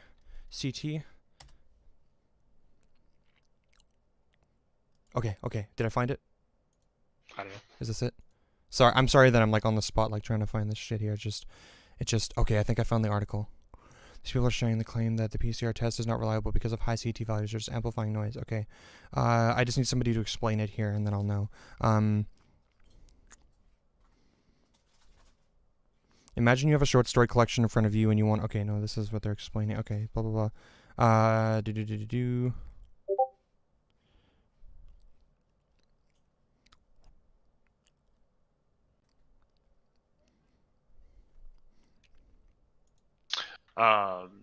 If you're gonna be doing research, if you also wanted to share your Oh yeah. Here, I'll share my screen. Your Yeah. screen. Yeah, I just can want. pull it up. I'd love it. Oh my god, I can't believe this. I really hope so because this is such a easy point to point out. Okay, so how the fuck do I share my screen? Fuck. Dupe. So you just go like right where it says screen. Oh my god, I'm a dumb fuck, my dude. Share my screen. Okay, there we go. Want to share this one. Go live, baby. Okay, you can see it now.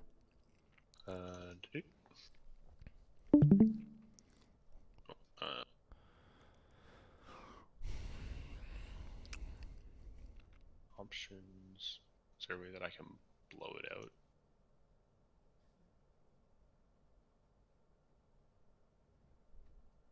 Okay, 1 second. Oh, here we go. Pop out. Okay, you're good. So PCR test, amplifying versus. I forget what the word is. There's two things that it can do, but that's the problem. I can't fucking remember the. I can't remember what fucking fact check I was on because it explained it. Amplification versus. I'm just gonna try that. The cycle threshold.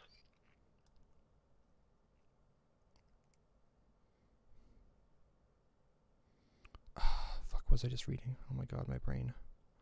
My brain is hurting.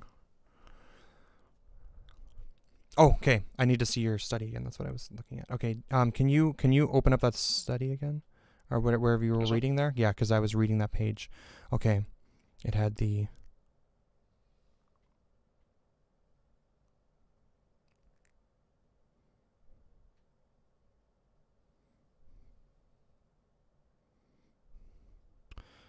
Welcome to study time with Cordell and Quentin. Oh, I remember now. I remember now. Okay.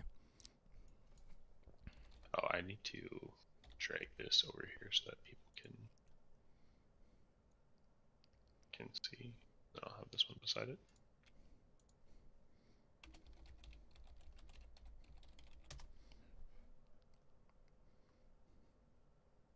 Quantification.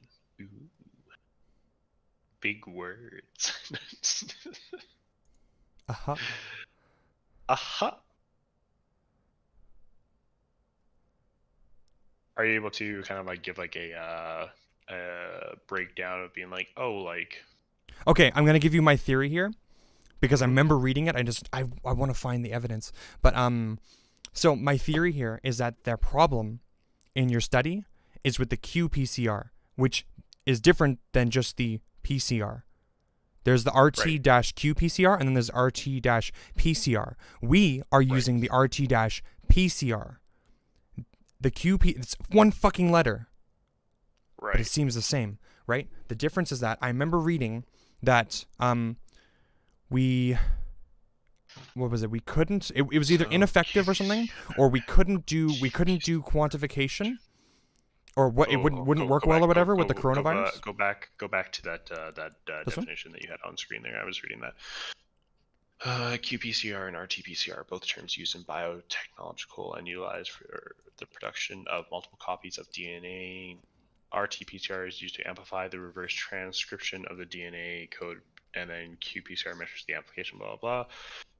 So RT-PCR is used for amplification, while qPCR is used for quantification. So essentially what I would do, if this was me, is I would just be like, what's the difference between amplification and quantification? Okay, I can tell you that right off the bat. You don't even need to look it up. Amplification is you have so you have COVID in your stream or whatever kind of thing. And how this works, how the RT-PCR test works, is that they inject, or they have this what is it, like a protein or something that binds, and it's like a fluorescent protein that binds to the or I think it's fluorescent. Either way, it's visible essentially. It ends up being visible via fluorescent light.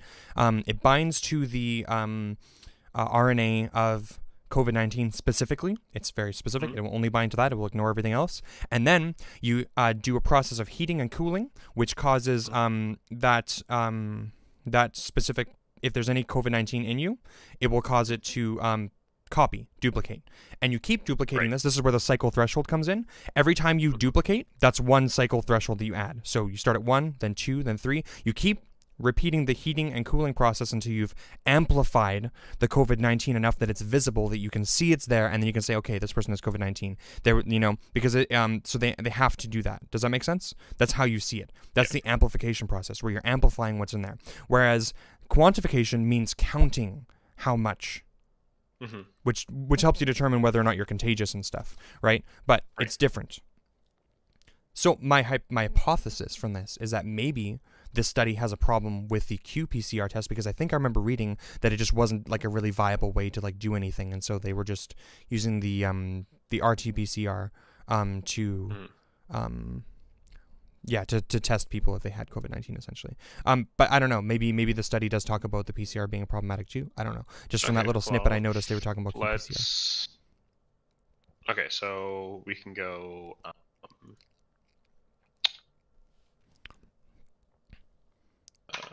PCR versus qPCR, essentially, is what I would say for the Corman-Drosten report. Sure. Right. Yeah. We were saying PCR versus qPCR. And then you're going to probably want to put PCR, PCR equals amplification. Yeah. And then.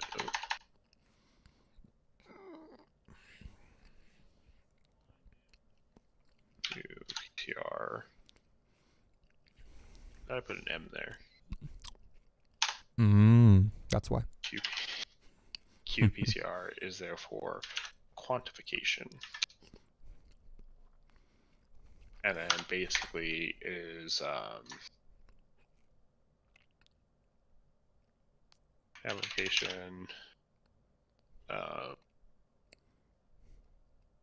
is cooling and heating. You could just say it is virus to multiply.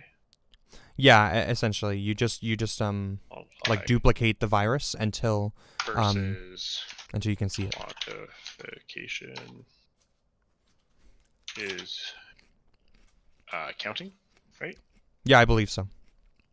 Quantify, right? Is quantity. Counting the virus that you have in your body, or the counting the contagion. It detects like the level of virus, like in what would it be like in Detects the level. What's the word I'm looking for here?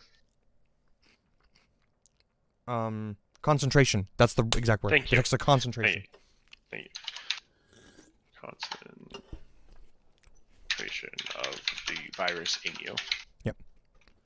So we can bring that up as probably poise 1. Yeah. Or pose 1. Can we? So as we're reading this thing, are we in the article still or whatever? Yep. Still right here. It's right here. Cool. Yeah, and then we'll see if they talk about PCR as well. Then we're. Do you want me to break the tab off so that we can still look at it as we're typing? It doesn't matter to me if you're gonna type or whatever. That's fine. But we could just that's cool. Because I can also just share the Google Doc with you so that you can edit it as well. Yeah, that's fine. It's mostly just gonna be jot points for us to. Yeah. For us to research later. So essentially, so then we're going. So I gotta jump down. We're going back to those like little jot note things of their problems. Yeah, because so this was number 1 that we basically I'd say disproved. Okay, let's read this first one again. There exists no specified reason to use these extremely high concentrations of primers in this protocol. The described concentrations lead to an increased non-specific binding of PCR product amplifications. Okay, so they're talking about amplification there, making the test unsuitable for specific diagnostic tool to identify the SARS-CoV-2 virus. So maybe they're talking about the regular PCR then? Yeah, they're here. Must be. And I don't know what the standard concentration of primers would be in this kind of test. Like I think they said it's supposed to be like what did they say? Like 45 or something like that? No, 45 was too high. Are we talking about this? That's a CT value. Oh, that's a CT value? Oh, okay. Yeah, it's somewhere between 38 and 40, or 38 and 39 is considered like you should probably like maybe not make that a positive test. That's kind of like the in-between zone, and then 40 and above is like we don't consider that to be a positive test. Right. So number 2, 6 unspecified wobbly positions will introduce an enormous variability in the real-world laboratory implementations of this test. The confusing non-specific description in the Corman-Drosten paper is not suitable as a standard operational protocol, making the test unsuitable as a specific diagnostic tool to identify the SARS-CoV-2 virus.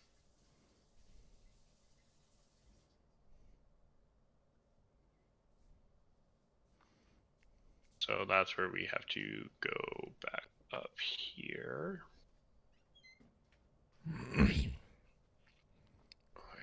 We're gonna read that like specific section where they break it down or whatever. Yeah, because I think that's how you just get a good point of it. Okay. Did we complete unspecified? The first one? I would say so. I mean, that one might be a point of contention because if it's a point of contention, then essentially I want them to defend their pros on it. I just mean that I might want to read into that section a little bit more, but I'll just do that later, I guess, specifically. So unspecified wobbly primer and probe sequences. To obtain reproducible and comparable results, it is essential to distinctly define the primer pairs. In the Corman-Drosten paper, we observed 6 unspecified positions indicated by the letters R, W, M, and S, as in table 2. Right? Okay. You can see where they're talking about.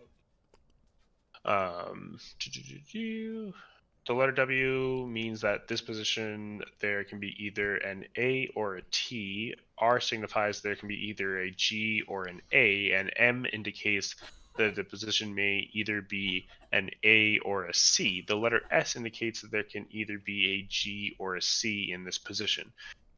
This high number of variants not only is unusual, but is also highly confusing for laboratories. These 6 unspecified positions could easily result in the design of several different alternative primer sequences which do not relate to SARS-CoV-2, 2 distinct RD-RP SARS-F primers, and 8 distinct RD-RP SARS-P1 probes, and 4 distinct RD-RP SARS-R. The design variations will inevitably lead to results that are not even SARS-CoV-2 related. Therefore, the confusing and unspecific description in the Corman-Drosten paper is not suitable as a standard operational protocol. These unspecified systems should have been designed unequivocally. These wobbly sequences have already created a source of concern in the field and resulted in a letter to the editor authored by Pynell et al. Regarding blatant errors in the described sequences. These errors are self-evident in the Corman et al. Supplement as well.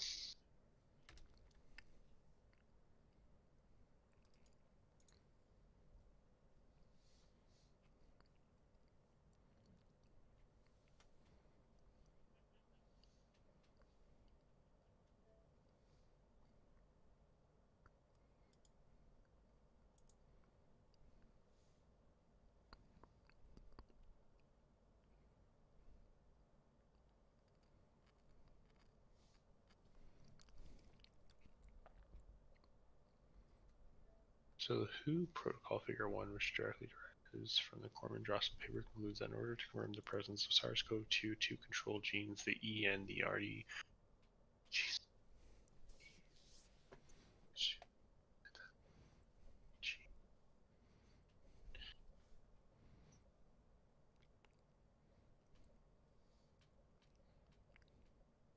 Position.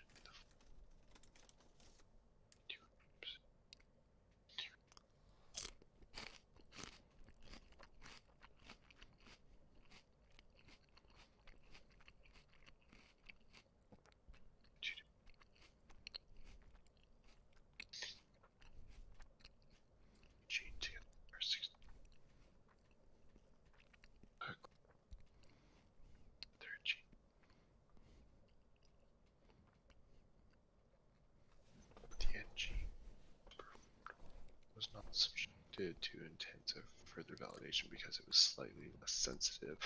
This was an unfortunate omission, as it would have been best to use all 3 gene PCRs as confirmatory assay that this would have resulted in RNA detection time.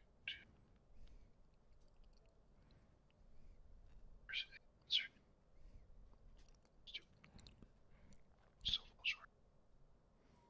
Practice what design stand.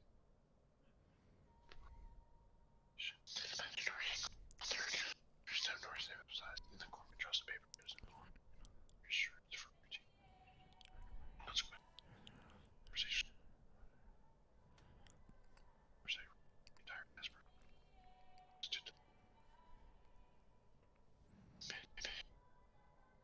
Okay, so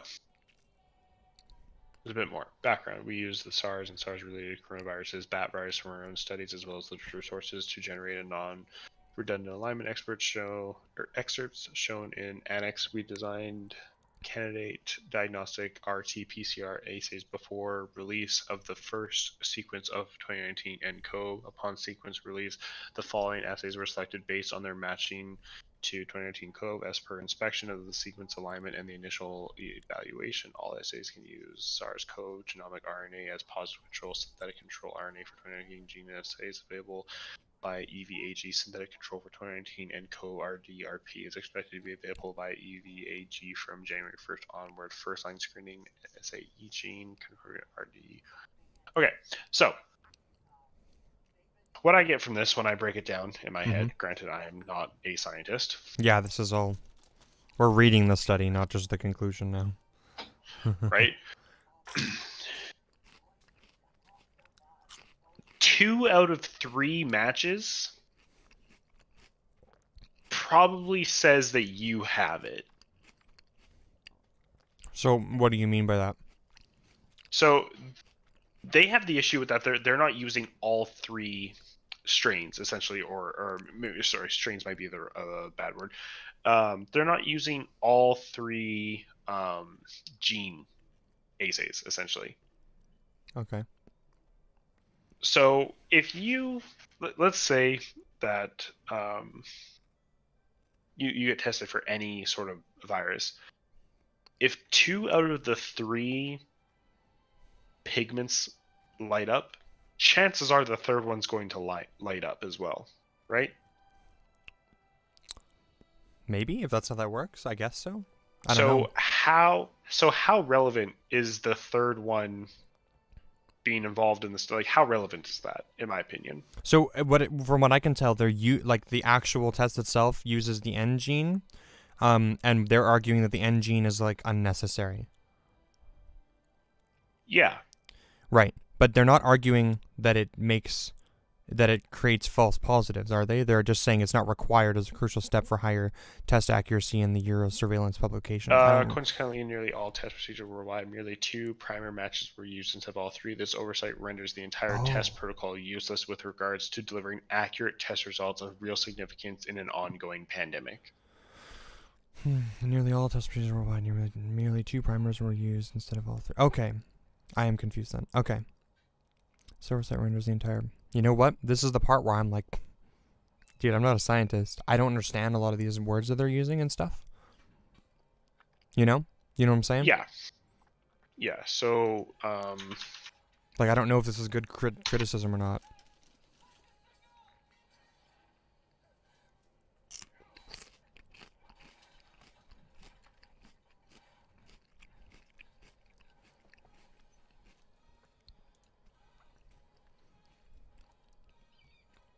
So, do you understand what an assay is?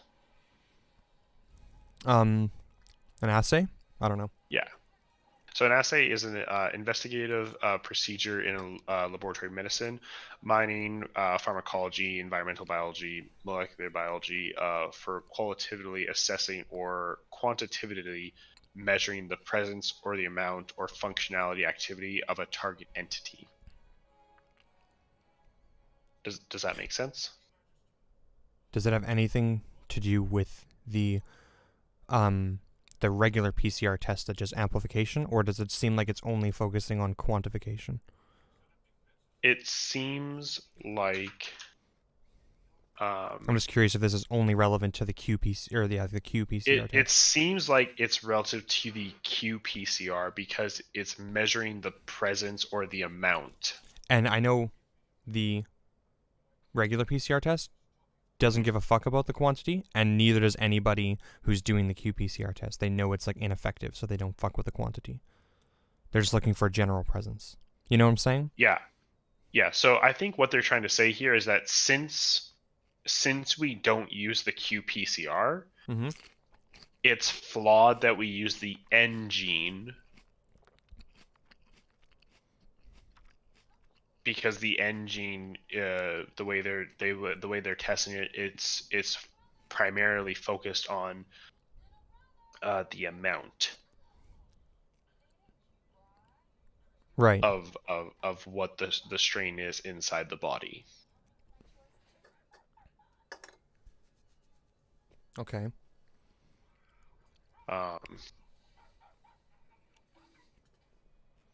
Like, does that make sense? I mean, it probably makes sense. I just don't understand it. Okay. So what I'm trying to say is, like, I'm trying to see if it makes sense to you. So if we go back down to the detection of viral genes, so they're saying the PCR is not recommended for primary diagnostics of infection. This is why the RT-PCR test used in clinical routine for detection of COVID-19 is not indicated for COVID-19 diagnoses on a regulatory basis.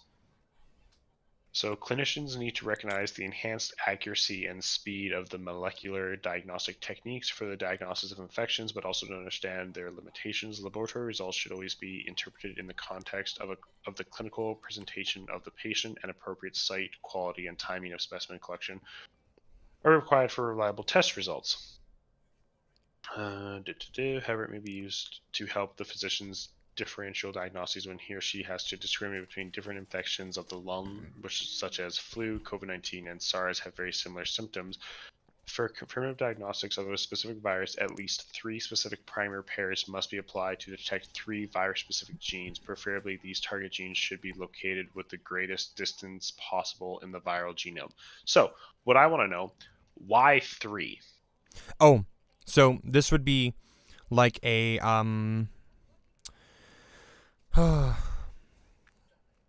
I'm going to come up with an analogy real quick.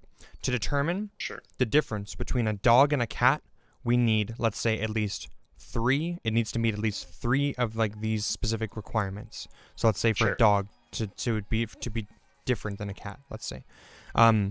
So for a dog to be different than a cat, it has to be maybe, let's say, more muscular. Sure. And then it has to be, let's say, I don't know. It's maybe brain size has to be different. I might be wrong with some of these things, but I'm just analogy, right? And then, And then maybe it's paws, let's say. Have to be different in some way or whatever. But you need all 3 because there's some variation between cats and dogs where if you only have 1 or 2 of them, you might actually, like, maybe you have, like, the right brain for a dog and the right paws for a dog, but that's just because this cat happens to, like, have those 2 things. You need, like, those 3. Does that make sense? That's how I'm understanding this. Yeah. Yeah. So,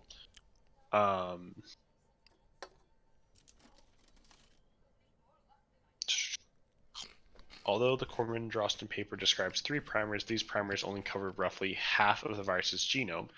This is another factor that decreases specificity for detection of intact COVID-19 virus RNA and increases the quote of false positive test results. Therefore, even if we obtain 3 positive signals, i.e. the 3 primer pairs give 3 different amplification products, in a sample, this does not prove the presence of a virus. A better primer designer would have terminal primers on both ends of the viral genome. This is because the whole viral genome would be covered and 3 positive signals can better discriminate between a complete and thus potentially infectious virus and fragmented viral genomes without infectious potency. In order to infer anything of significance about the infectivity of the virus, the ORF1 gene, which encodes the essential replicase enzyme of SARS-CoV viruses, should have been included as a target. The positioning of the targets in the region of the viral genome that is most heavily and variable transcribed is another weakness of the protocol. I don't think that part matters at all because I've already read and scientists have already, like, seceded to the idea that the RNA, or sorry, not the RNA, the PCR test, like the one that we're doing on people, isn't really good at detecting whether or not somebody is infectious. It's only good at detecting whether or not they have or had COVID. They need to know quantification to know if somebody's infectious or not, essentially. Right. So, and so I don't think that, like, the whether or not we're detecting if they're infectious or not is actually relevant. Essentially, we just go like, yeah, our test doesn't detect whether you're infectious because it just wasn't, like, viable. Right. So what they're saying though is that, like, the WHO is using this paper, the Corman-Drosten report, Mm-hmm. And that they're just doing PCR testing. Right. Which seems right. And so, right. And so, but they're saying that, like,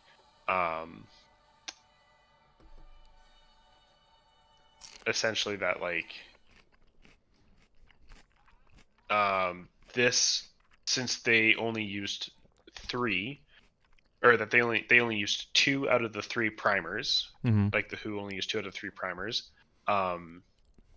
it's giving them false positives because the tests are picking up on like fragmented viral genomes and not complete ones.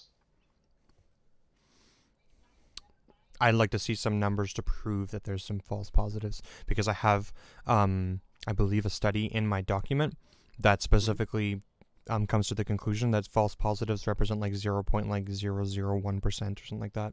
It's like so minuscule that it's like non-existent. Right. Okay. Well, that's something to write down then. That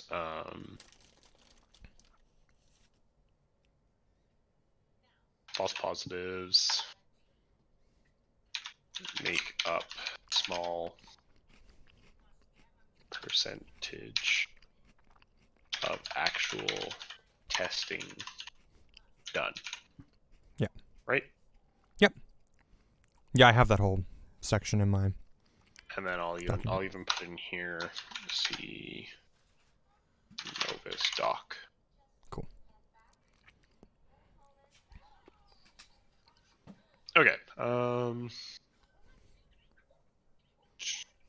Of note, there is a perfect match on one of the N primers to a clinical pathogen Pantoia found in immunocompromised patients. The reverse primer hits Pantoia as well, but not in the same region. These are severe design errors since the test cannot discriminate between the whole virus and viral fragments. The test cannot be used as a diagnostic for SARS viruses. So, why does it matter if the test can pick up whole virus versus viral fragments? I'm not sure. I'm guessing they'll go into it underneath there. No, you're going to get into reaction temperatures. So maybe that has something to do with it, though. Complete virus versus viral fragments.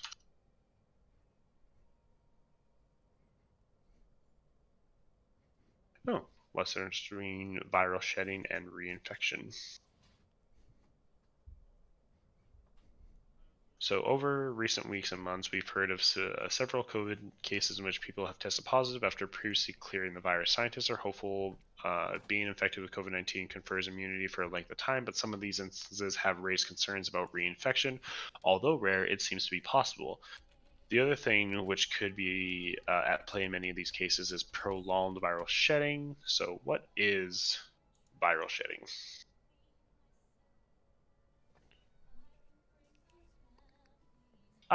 Viral shedding occurs when a virus replicates inside your body and is released into the environment. At that point, it may be contagious. For the coronavirus that causes COVID-19, it's not known exactly when this occurs after someone is infected. Okay, so just reading that leads me to believe that it doesn't matter that because it makes sense that we're looking for amplification because you have the chance of being reinfective, right? Right.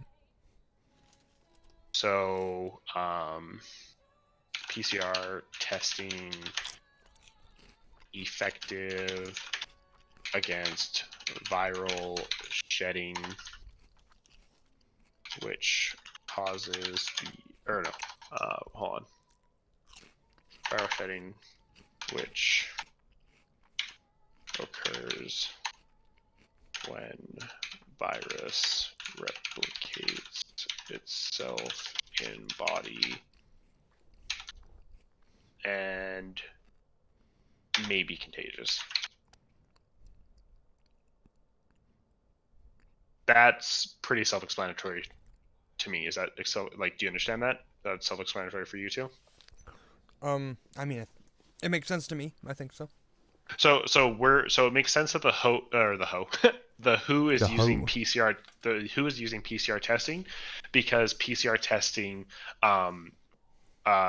gives us amplification, right? So it's going to show us how not the level of concentration in your virus, but it's going to show us how the virus is going to amplify in your body, right? If that's how I understand that. Mm-hmm. So viral shedding occurs on its own. The virus replicates itself inside your body, and then it is released into the environment. I'm assuming via COVID droplets. Yeah, right? It attaches itself to droplets in your breath. Yeah, which may be contagious, and it's not exactly known when this occurs after someone is infected. That's what it says here on WebMD. Right. Now, I don't know if we're going to trust everything on WebMD, but given that I'm not an appropriate authority on this, and neither are you, and neither is Mark, I would say this is probably enough to suffice. And if he tries to counter this with more, then we're going to say, I would say that neither of us are appropriate authorities in this. I think so, yeah. Right. And if he wants to have a doctor come out and talk about this, then hey, I'm all for that too, because I want a better understanding of this as well. Yeah, for sure. right? And so it even says here, straight from Wikipedia, viral shedding refers to the expulsion and release of virus progeny following successful reproduction during a host cell infection. We already know that COVID replicates itself inside the body. That's what viruses do. True. So us looking at the PCR test makes sense because the PCR test, as I stated before, it shows how the virus is multiplying inside your body. Yeah.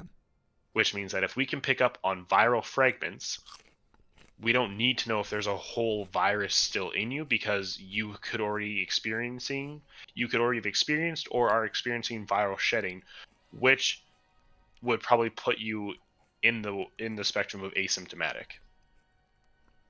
Yeah, that makes sense. Because it's either you just got over it or you're just getting it. It's one of the two. It doesn't matter if you have it. Yeah. It's if you're getting over it or if you're getting it. I think you're asymptomatic specifically. Only is before. Okay, so either still. Yeah. Point still stands, I would say. Mm-hmm. Let's go on to the next point, because I think that one's probably pretty good, I would say. What's the next one? The test cannot discriminate between the whole virus and viral fragments. Therefore, the test cannot be used as a diagnosis for intact viruses, making the test unsuitable as a specific diagnostic tool to identify the SARS-CoV-2 virus and make inferences about the presence of an infection. We literally just disputed that. Yeah. Number 4, a difference of 10 degrees Celsius with respect to the annealing temperature TM for primer pair 1 also makes the test unsuitable as a specific diagnostic tool to identify the SARS-CoV-2 virus. Let's go find out why. Learning. Okay. So DNA melting temperature is 92 degrees. There's less than 92 degrees. So adequately addressed in the Corman-Jostin paper. Okay, I don't see if they have a problem with that. DNA amplification temperature, adequately addressed in the Corman-Jostin paper. I would assume that they don't have any issues with that. Airness, GC contents, and TM. The annealing temperature determines at which temperature the primer attaches/detaches from the target sequence. For an efficient and specific amplification, GC content of primer should meet a minimum of 40% and a maximum of 60% amplification. As indicated in Table 3, 3 of these timers described in the Corman-Jostin paper are not within the normal range for GC content. 2 primers have unusual and very low GC values for all possible variants of wobble base, whereas primer E, Sarbeco F, has a GC value of 34.6, Table 3, and segmental Table 3. It should be noted that the GC content largely determines the binding to its specific target due to its 3 hydrogen bonds in base pairing. Thus, the lower the GC content of the primer, the lower its binding capability to its specific target gene sequence, i.e. the gene to be detected. This means for a target sequence to be recognized, we have to choose a temperature which is as close as possible to the actual annealing temperature, best practice value, for the primer not to detach again, while at the same time specifically selecting the target sequence. If the TM value is very low, as observed for all wobbly variants of the RD-RP reverse primers, the primers can bind non-specifically to several targets, decreasing specificity and increasing potential false positive results. The annealing temperature, or the TM, is a crucial factor for the determination of the specific. Oh my fucking god, I cannot speak today. My brain is like not on. Specificity, specificity, accuracy of the qPCR procedure, and essential for evaluating the accuracy of a qPCR protocol's best practice recommendation. Both primers forward and reverse should have an almost similar value, preferably the identical value. So, to me, that point is irrelevant because it talks about the qPCR, which we're not talking about. True.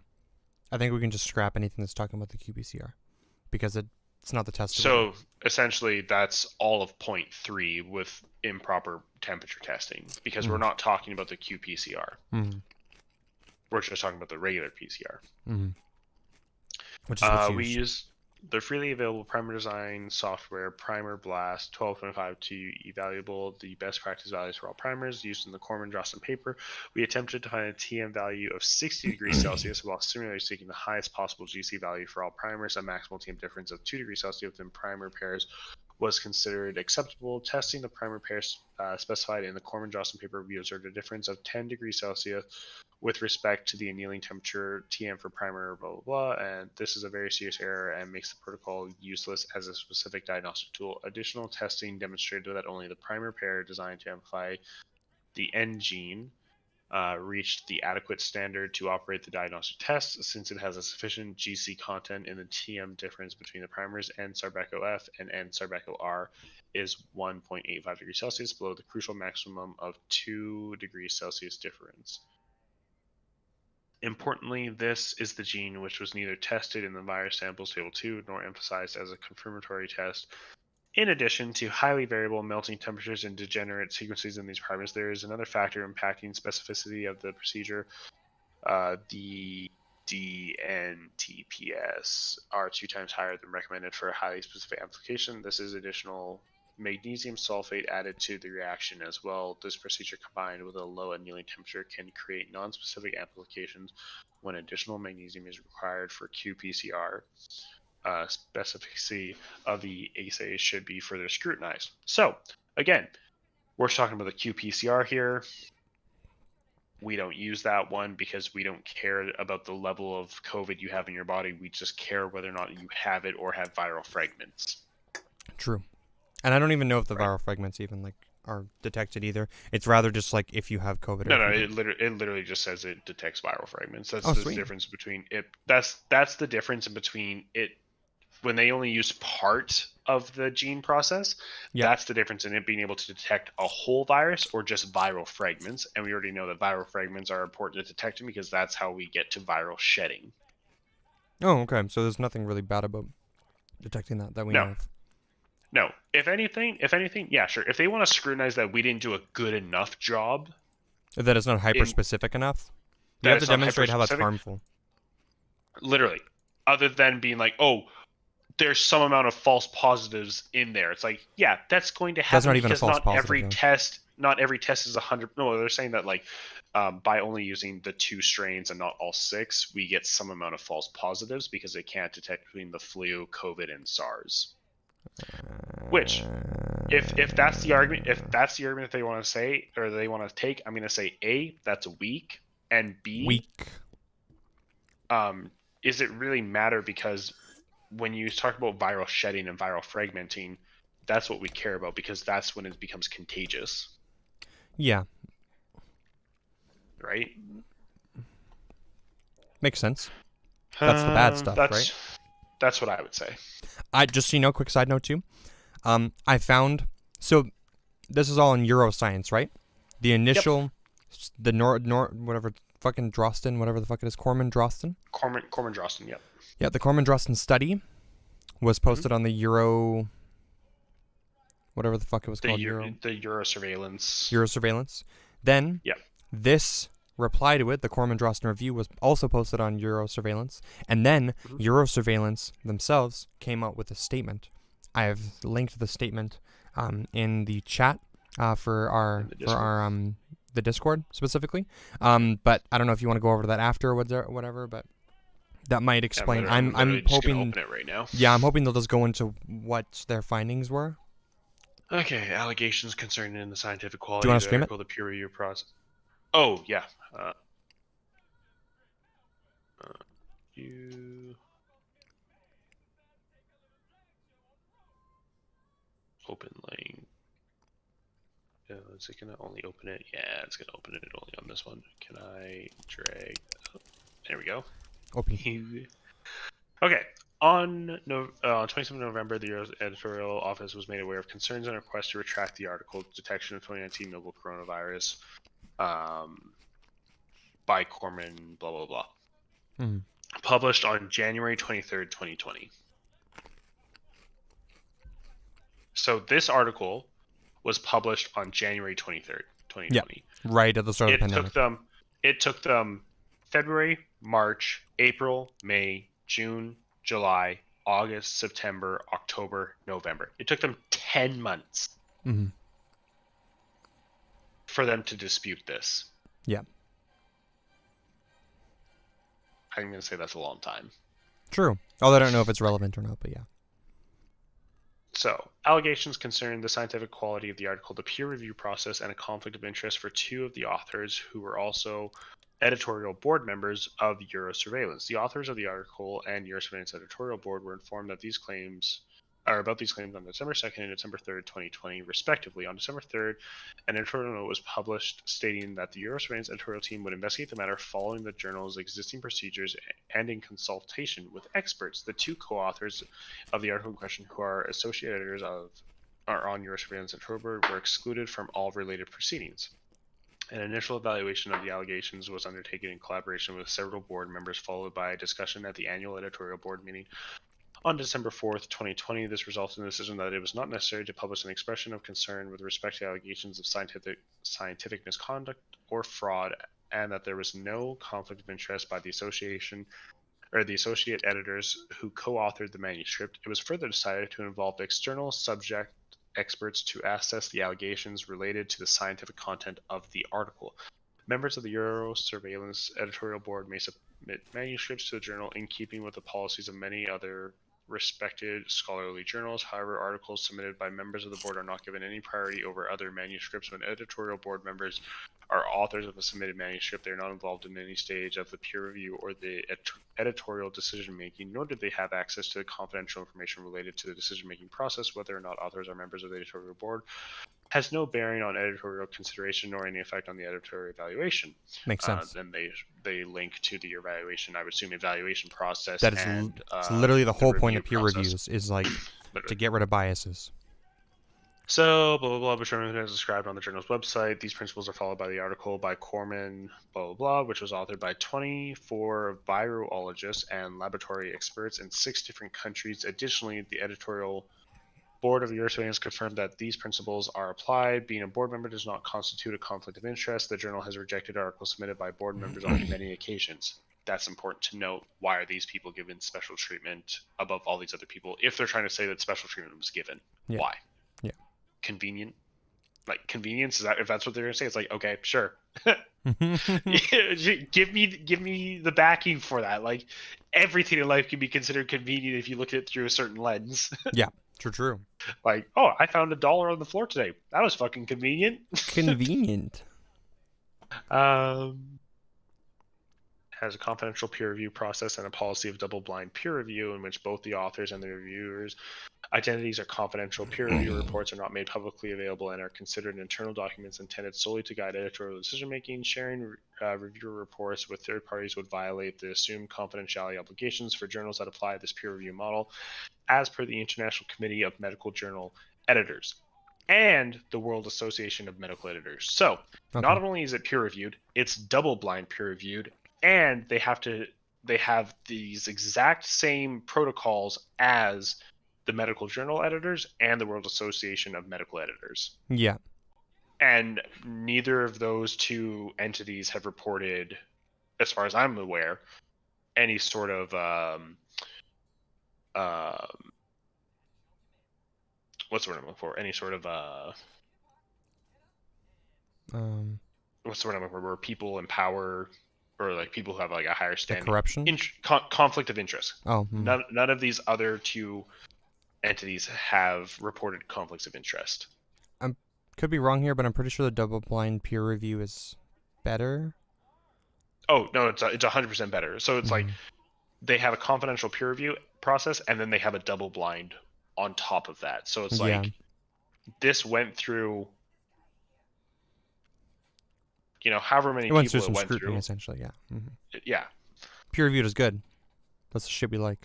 So, the article by Corman was fast-tracked and was reviewed by 2 independent experts in the field. The editorial team decided that this submission warranted quick consideration in the context of an exceptional and rapid evolving public health situation and a need to enable laboratories to detect the newly emerged virus. That makes sense. That Yep. 100% makes sense. The sooner you can detect the virus, the sooner you can figure out which people need to go home and be quarantined. It's very, very important.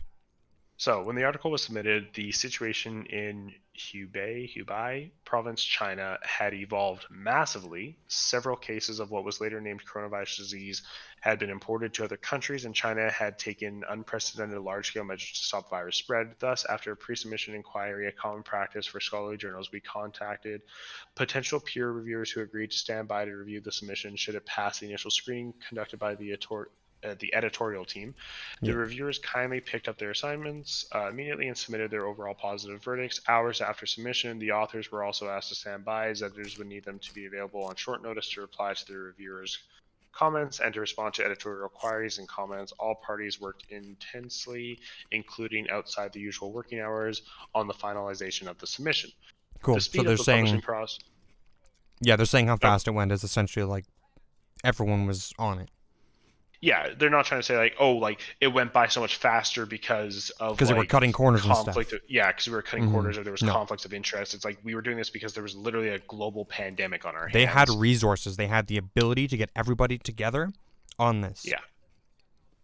That's it. The speed of the publishing process has led to allegations via social media and email that the evaluation and review process were flawed. The Eurosurveillance editorial team has long-standing experience in expedited publishing in instances when rapid dissemination of information could potentially lead to prompt change in an ongoing public health situation or create awareness for topics of timely relevance. In such instances, the European works in close coordination with reviewers and authors. Since 2015, about 30% of rapid communications have been published less than 2 weeks following submission, including peer review. This has also been the case for a maximum of 2 regular articles per year. Eurosurveillance's in-house editorial team prefers most editorial and all publishing tasks without involvement of external parties such as typesetters. This allows for great flexibility, particularly in times of emerging or evolving public health emergencies when case numbers or other relevant information data can be updated even hours before publication. All that makes sense to me. Mm-hmm. Yep. Right. Like, it wasn't this one study that was expedited.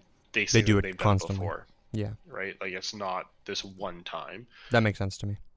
So, expedited review does not necessarily affect the filtering function of peer review, nor does it compromise reviewers' ability to critically assess the content, validity, and quality of a paper. The article by Corman Drosten is a methodological paper describing the setup and validation of PCR-based workflow that would enable laboratories to detect the then novel severe acute respiratory syndrome coronavirus 2, SARS-CoV-2.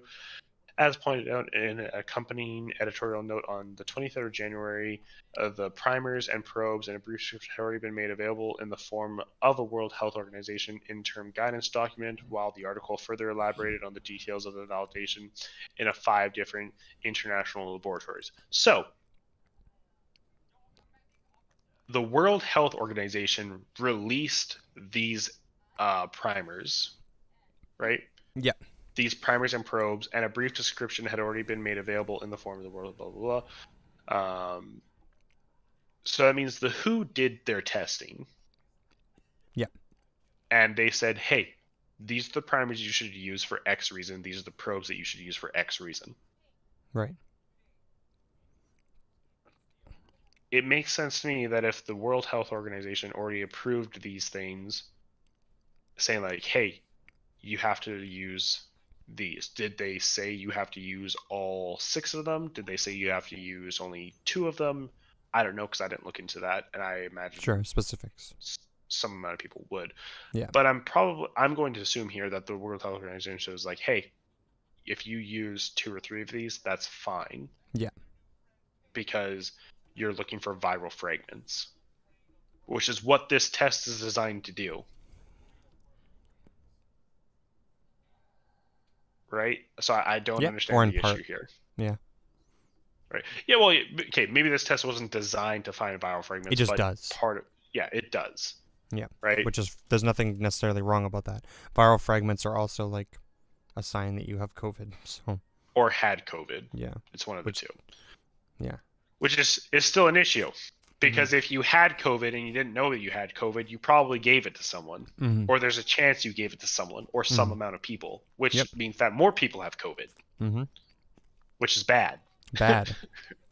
right? Like, of note, the 23rd January issue also contained an article by Wu, whatever, that assessed the epidemiological characteristics of COVID-19 infections, for which we are able to secure an equally fast peer review.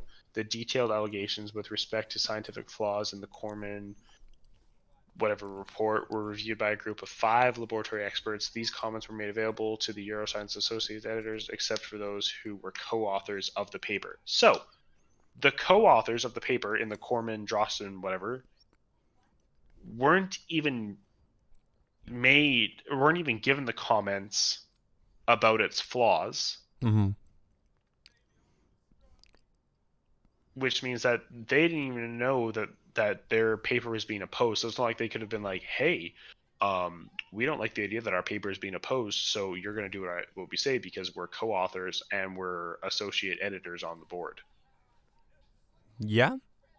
Like, if the right or whatever want to try and say that, like, oh, big corruption in WHO and all these scientific editors, it's like, if they want to say that, it's like, cool, well, you need to back that up somehow. That's pretty much my case, yeah, with that stuff, exactly. It's just like, yeah, so, like, potential for corruption does not mean corruption is present. Very, very important distinction. So the consulted experts confirmed that the Corman-Drosten article was scientifically adequate for its purpose and for the limited data and material available at this early stage in the COVID-19 pandemic. Any laboratory deciding to use the primers and protocols suggested in this article would ascertain the assay for its fitness, for purpose, and compliance with local quality. Hey, Anakar Taco, thanks for the follow. Means a lot, my guy. Where was I? Would ascertain the assay for its fitness, for purpose and compliance with local quality and accreditation requirements. This is what has happened worldwide since the publication of the article. With more data and evolving knowledge, laboratories have since further improved the initial method as per usual practice. So that right there to me proves that, hey, in the beginning, when we didn't know fuck all about fuck all, this was a really good tool for us. And since then, our testing protocol has evolved. That's pretty much it. This is what they had at the time, and as they found more ways to make it more efficient, to make it more accurate, we have done it was a replay. Hello. Ayo, what's up, Anarcho Taco? I hope I'm saying that right. Anarcho Taco. Anarcho Taco. ANARCHO Taco. Anarcho Taco. That sounds lefty to me. Taco. Amazing. Right.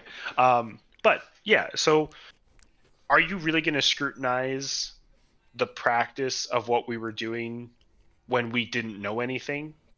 Well, you can, but I mean, it would be really dumb to like pretend that we're still doing the exact same things.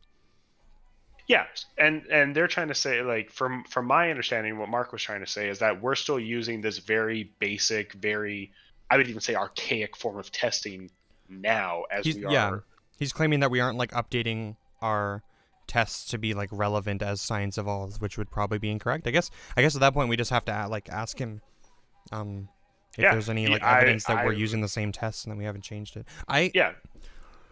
I know that the one thing I linked in my ultimate research document was about testing was made in Canada COVID-19 test developed at McGill receives government support. Okay. Yep, tacos are very anti-authoritarian. Amazing. Horizontally structured and use hard plus soft power. Amazing. Very good. Very fucking good. Truly. I'm just at my day job doing some time theft praxis. Very good. Everyone loves some good time theft. Fuck yeah, stick it to the man.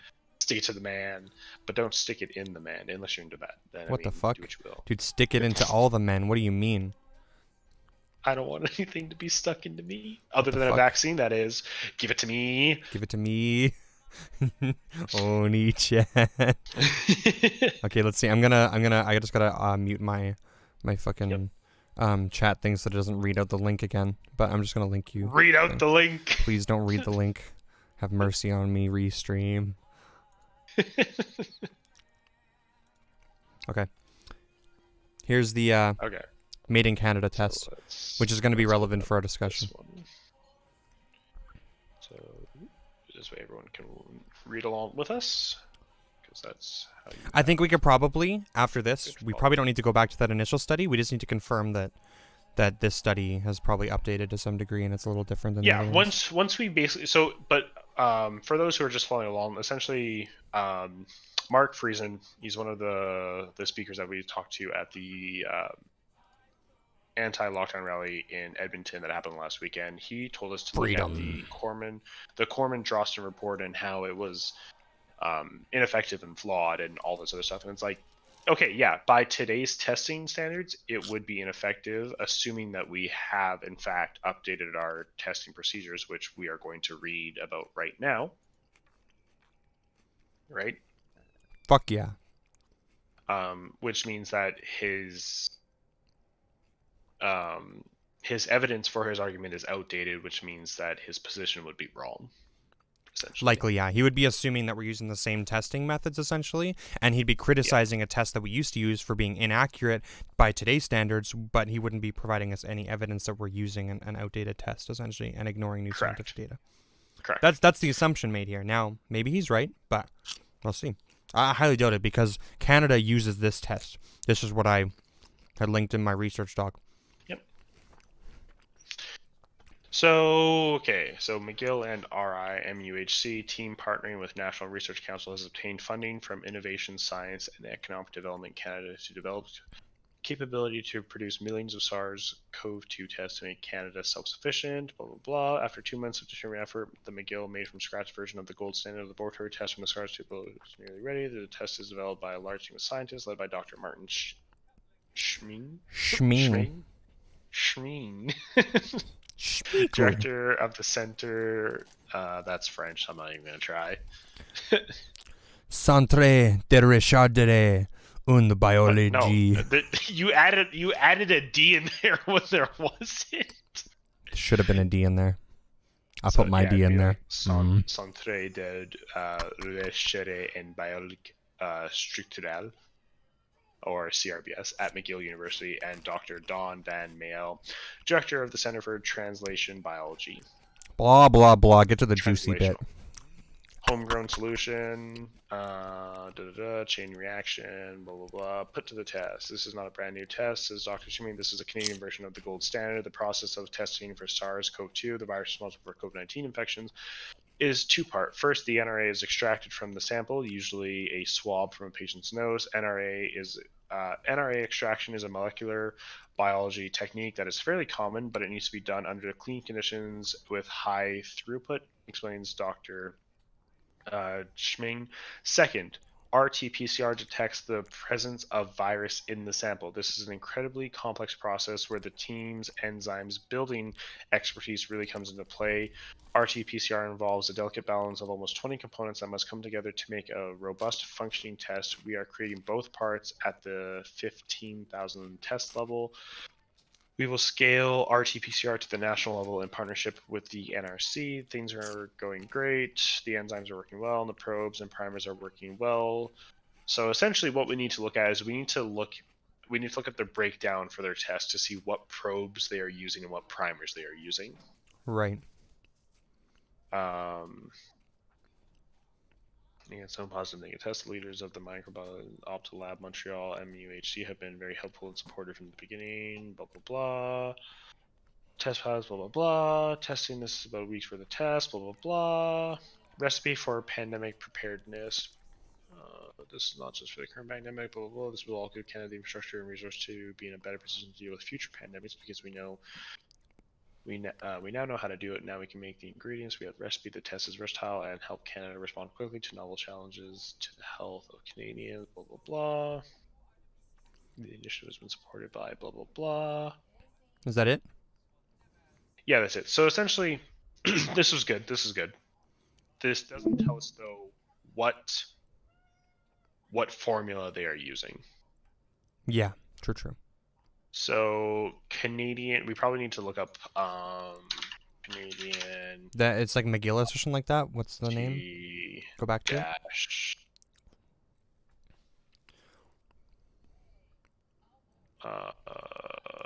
McGill and RI, blah blah blah.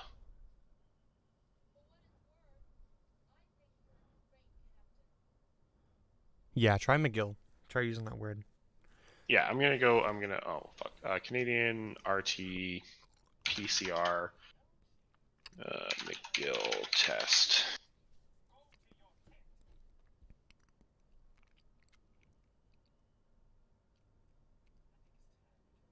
Oh, McGill and National Research I think this might be the same kind of article.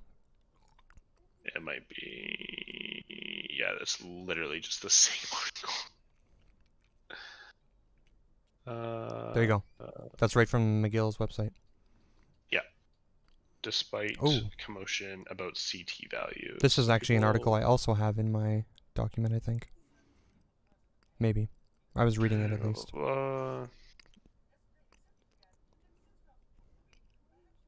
I don't know if it's going to talk about... I think it just mostly talks about PCRs in here. Right through the whole thing. I don't remember them talking about. Want to find out. Oh, here we go. How accurate PCR? Oh, this is CTV News. Oh, is there... Okay. So, polymerase chain reaction tests are considered to be the best tool we have for determining whether a person has contracted the novel coronavirus, blah, blah, blah.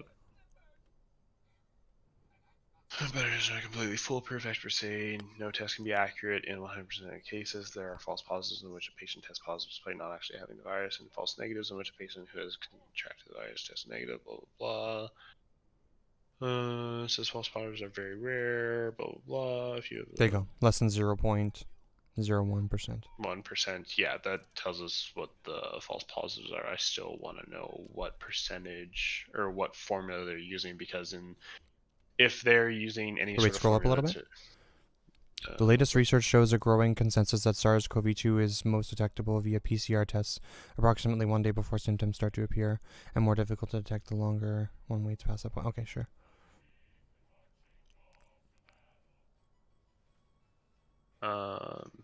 Canadian RT PCR McGill. PCR McGill. Study maybe? I don't know. Formula.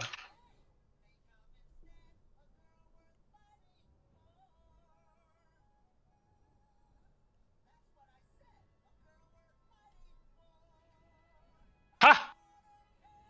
Ha! Found it. This is what we need. Well, if you know how to read this shit, then you fucking go hard, Barbie girl, because I ain't got a fucking clue. Okay, so if I wanted to read this, I need to have this open. I'm covering your stream momentarily. Oh, that's fine. I don't even know if... Am I even streaming still? Yeah, I'm covering your stream on Discord. Okay, so the EA by TACMAN Fast Virus One Step Master Mix.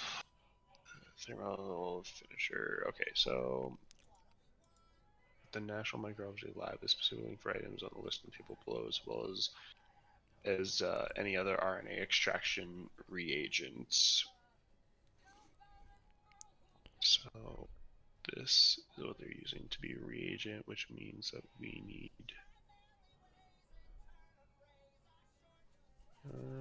okay, so this is close. This is close to what we need.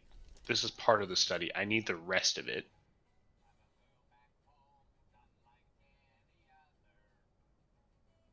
Orientation document. Is this going to be it?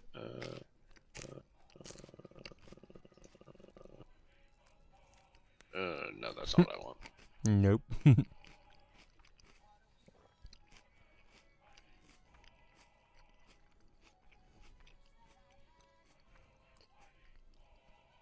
This is a vaccine.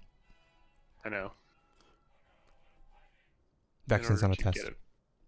Well, in order to get a vaccine, you need to have some amount of testing. No, you can get a vaccine without. The point of vaccine is to prevent it entirely. The point of a test is to tell you if you've had it.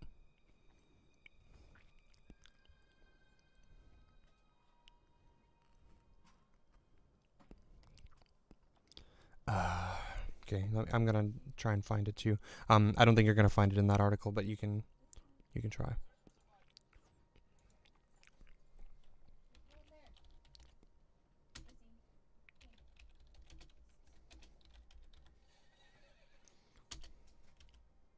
What's that word again? The ass something? His combo partner, a fellow leftist streamer, shout them out. I follow all leftists for mutual aid reasons. Yeah, sure. So you'll find Novus on Facebook and YouTube at the official Novus, correct? Facebook is, if you type in the official Novus on Facebook, then you'll find my page, which is just called Novus. And then on YouTube, I'm just Novus. And I will go D-O fish. Fuck, I forget what the name of that test was. Comrade. Got him. Except not in a tanky way.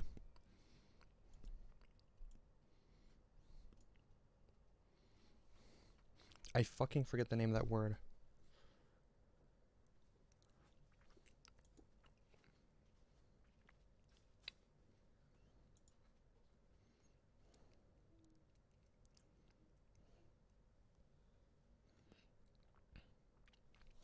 Are you busy right this moment, my dude? Give me 1 second. I don't do Boomer Book. Can you link YouTube, please? Boomer Book. Boomer Book. Hey, someone's got to argue with those dumb fucks on there. But I agree. Don't worry, we'll bring leftism to the boomers. We have to shove it down their throats.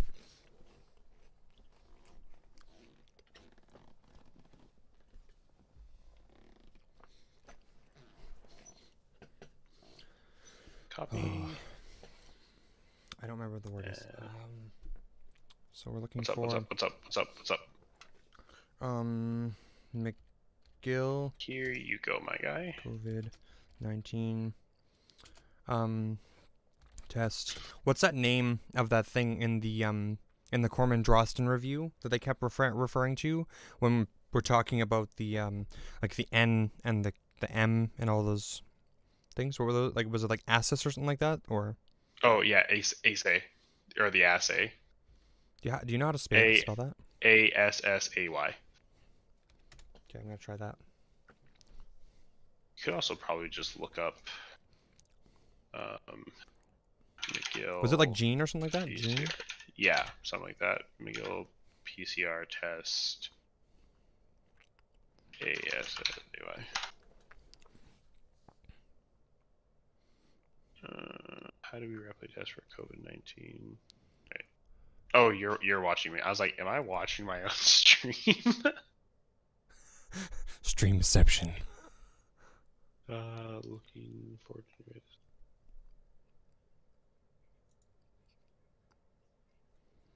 Call to McGill Labs. Urgent need for. Oh, this is a thing that you found.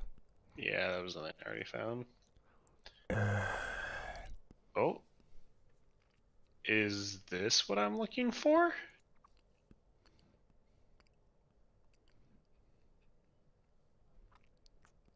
Oh my god. Find COVID-19.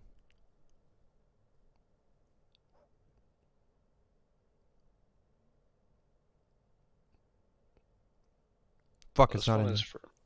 This one is for malaria. Okay, so this is called the Immunodiagnostic Service.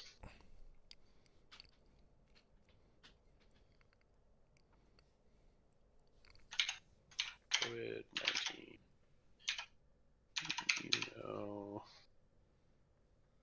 Immunodiagnostic Service. Diagnoses. This movie. Advice on the use of point of care immunodiagnostic test. Rapid diagnostic test based on antigen detection. One type of rapid diagnostic test. Proteins expressed by tract of a person. If the target antigen is present in sufficient concentrations in the sample, it will bind to specific antibodies fixed to a paper strip enclosed in a plastic casing and generate a visually detectable signal, typically within 30 minutes. The antigens detected are expressed only when the virus is actively replicating. Therefore, such tests are best used to identify acute or early infection. RDTs. We don't use RDTs, so I don't think it's relevant. Why don't we? We use the PCR in Canada.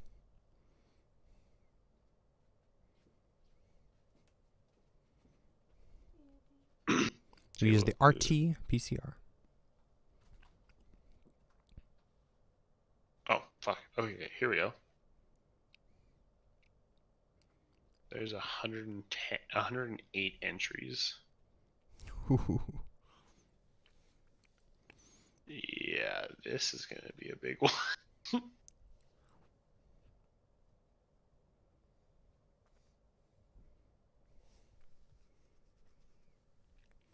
These are applications too. We don't know if that verifies that they've actually like used them, does it? Under review. Waiting response from manufacturer. Go to like the last page.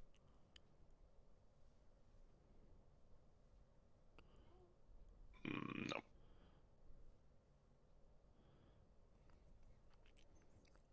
Review. This is giving me a whole lot of nada. Yeah. I don't even know. It almost seems like I'm having a hard time finding the evidence to back it, you know, because it just doesn't seem to be like available. Mm-hmm.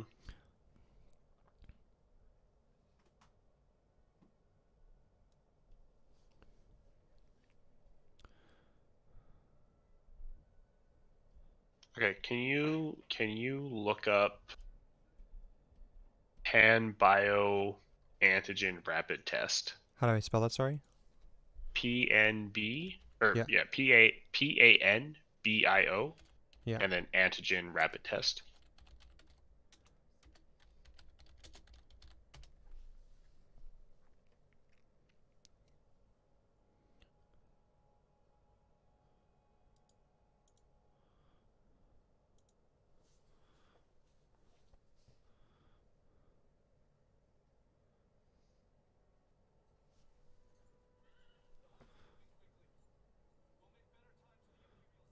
And we've been doing these antigen tests. Oh, so maybe we started with the PCR test and then we switched to these. Test, and we switched to these. Oh, I think that's the point. That's the issue. That's why we aren't finding any like sort of like because they stopped caring about it. They just started doing other ones. Yeah, we're like, molecules are easier to find, so let's just do that. Don't make me learn about these two. Fuck my brain. My brain can only handle so much fucking right-wing propaganda. I have to know every single fucking point. I don't think we need to look into these ones super hard because we literally just proved our point that the Corman-Drosten report, A, was found to be reliable by multiple panels. Yeah. B, was stuff that we used. What's up, Dan the man? We used that testing in the beginning when we didn't know shit about shit. Yeah, it was good for the time. It was the best we had at the time. It was good for the time. Which is classic C, science. It was really good for viral shedding. And now D, we've gone on to antigen RDT testing, which is just superior in every way. Okay, but here's the thing though. So I go to the Canada website. Hey, what's up, Anna Broshin? I go to the Canada website and I get how do we test for COVID-19 right from the Canada website. This is the current fucking page, okay? In Canada, there are different ways to test and analyze results in COVID-19. As laboratories and public health officials integrate new testing and technologies, they will determine the right test for you. Currently, all tests must be performed by a healthcare professional at this time, blah, blah, blah. Okay, skip over this. Test to find out if you currently have COVID-19. Diagnostic test. Tests such as molecular polymerase chain reaction, or PCR tests, detect the virus itself. This is where I got the whole idea of, because they were spreading misinformation saying it doesn't detect the virus. Canadian website right here. Detects the virus itself. And diagnose COVID-19. If you're being tested for a possible current case of COVID-19, you'll receive one of these tests. That's what I mean. So they're saying still on their website that they're doing the PCR still. So I don't think that this is enough for us to combat it from that way. You know what I'm saying? The Canadian website itself is like literally telling us this as current information, so we wouldn't be able to use that. Can you send me the link for that? Oh yeah, buddy. Just let me mute my fucking restream again. www. www. There you go, buddy. Is this your last stream? Probably not. Is this your last stream? Yeah, because I'm going to fucking kill you in a video game. Got him. Lamau, you wish, kid. Fight me 1v1 on Rust. Let's go. Fuck. Fucking Kevin. You should use Bing. Don't come at me with that. What the fuck? Get out of here. Leave. That's some fucked up shit right there. We found the boomer. No, I'm just kidding. Test to find out if you currently have COVID, blah, blah, blah. So, how samples are collected. There are different ways samples can be collected for test COVID-19. So, nose, throat, those are literally done. Test to find out if you currently have COVID-19. That's the PCR. Test to find out if you've been infected by COVID-19. Antibody test. Correct. Bing is terrible. DuckDuckGo for the win. What is DuckDuckGo? Actually, I don't even know if I want to know what DuckDuckGo is. You don't know what DuckDuckGo is? No, I don't. Do you know what DuckDuckGo is? You sit in a circle, and then... Well, yeah, DuckDuckGo do the same thing. You sit in a circle. Duck, Goose, you idiot. Wait, what's the difference? Explain to me. Like Herb Eversmells. Who is Herb Eversmells?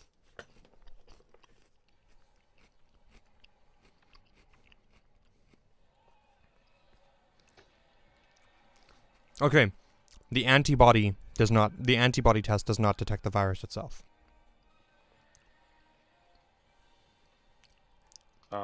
Where did you find that? Same page. I'm just reading further into it. Test to find out if you've been infected by COVID-19. Antibody test. Serology test. Use a sample of your blood to check for antibodies your body makes. Is a privacy-oriented search engine. Oh. I still don't know who Herb Eversmells is. Okay, so what I'm also grasping from this is that we have three tests? We use primarily two types of tests in Canada. The diagnostic test, which is the PCR test, and then the antibody test, which is a serology test, I guess. Probably the ones that you were talking about, those quick tests, I guess. Yeah, the quick tests. The PCR test detects the virus. To you. Huh?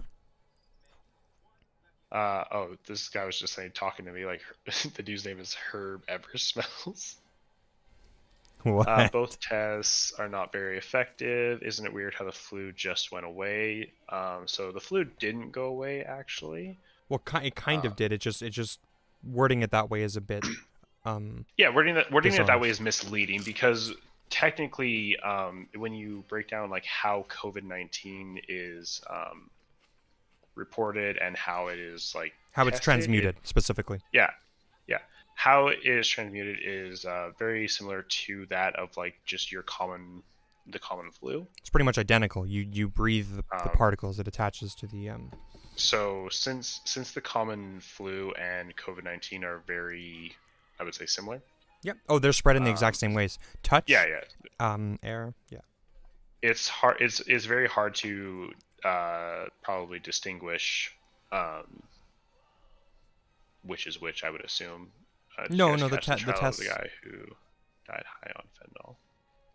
Anyways, you were saying, Brendan? The tests can tell. It's not hard to distinguish. The issue specifically is that we've implemented a lot of measures that prevent the spread of COVID-19, and the influenza spreads in almost identical ways, but it's less contagious. It's less contagious. So that means that these measures that we use to stop COVID-19 are going to be even more effective at stopping. Right. Okay. Influenza. Yeah. Sorry. I misspoke. Sorry. So yeah, since I misspoke, as Quinn was saying, since COVID and the flu are basically exactly the same, and how they spread, the way to stop the flu is, funnily enough, the same way to stop COVID-19. Or at least methods that are effective at stopping COVID-19 are really effective at stopping influenza. That's it. Will these draconian lockdowns end? No, people still get the flu, just not as many. Where do they live? Where does this person live?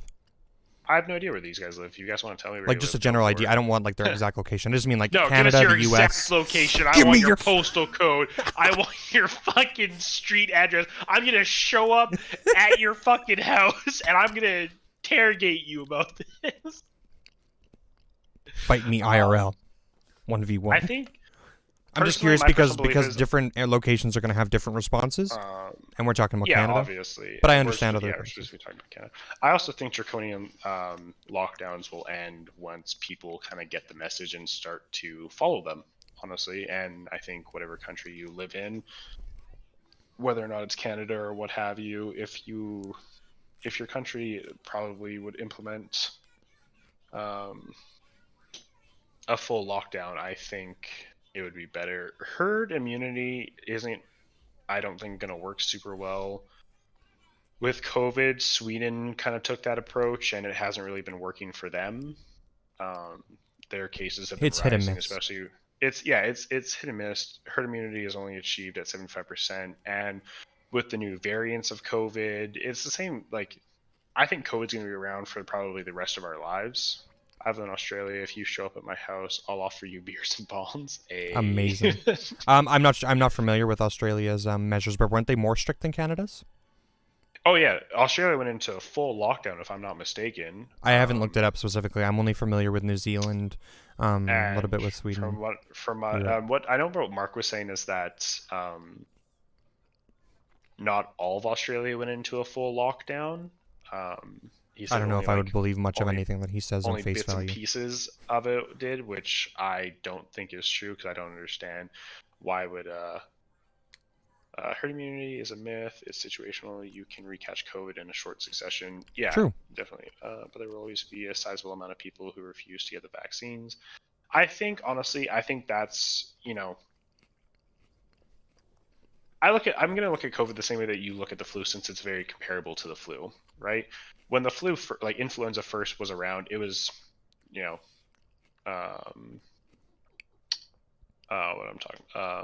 was like pretty deadly too, if I'm not mistaken. I don't know. Correct? The flu's been around for or the influenza's been around for so long, hasn't it? It's hard to say. Yeah, it's been around for. Austria had barely any lockdowns or mandates. Oh, I thought they went into like a huge lockdown, if I'm not mistaken. Maybe I'm wrong about that, but maybe I could have swore someone linked me an article on that. But anyway, so influenza has been around for forever. I'm from New York and can't wait till my governor of the nursing home gets impeached. I don't know much about Kumo or whatever his name is, right? Sure. I heard that there was a lot of mismanagement of the virus down there, right? They had a lot of I think it was elderly care homes or whatever that had really bad mass spread and stuff. Is a scumbag. We are right wing here, but we paid small business JobKeeper just to keep people on the books, and we doubled unemployment benefits the entire pandemic. Oz had some of the biggest lockdowns on the planet. They shut down whole cities with police checkpoints. Yeah, that's what I'm referring to. Australia had that sounds like an actual lockdown to me. I would define Canada's as restrictions. So this other guy is saying no, but this other guy is saying yes. We're from Canada. We live up here in Canada. That's why we're talking about Canadian politics and the COVID vaccine response in Canada and how it's fucking abysmal. Yeah, or world politics, maybe from a Canadian lens. Melbourne, Victoria had a full lockdown. That's one state. Okay, but in comparison, how many people live in Melbourne, Victoria? Well, I totally get it too, though. If areas with higher population densities have harder lockdowns than, say, a small town or whatever kind of thing, I think that kind of makes sense. I think it makes sense too. I don't think I would argue against that at all. In Peace River, I remember in the beginning of this, I'm originally from Peace River, small town, super small town, 6,000 people? Yeah, 6,000. In the beginning, we had next to no lockdowns of any kind.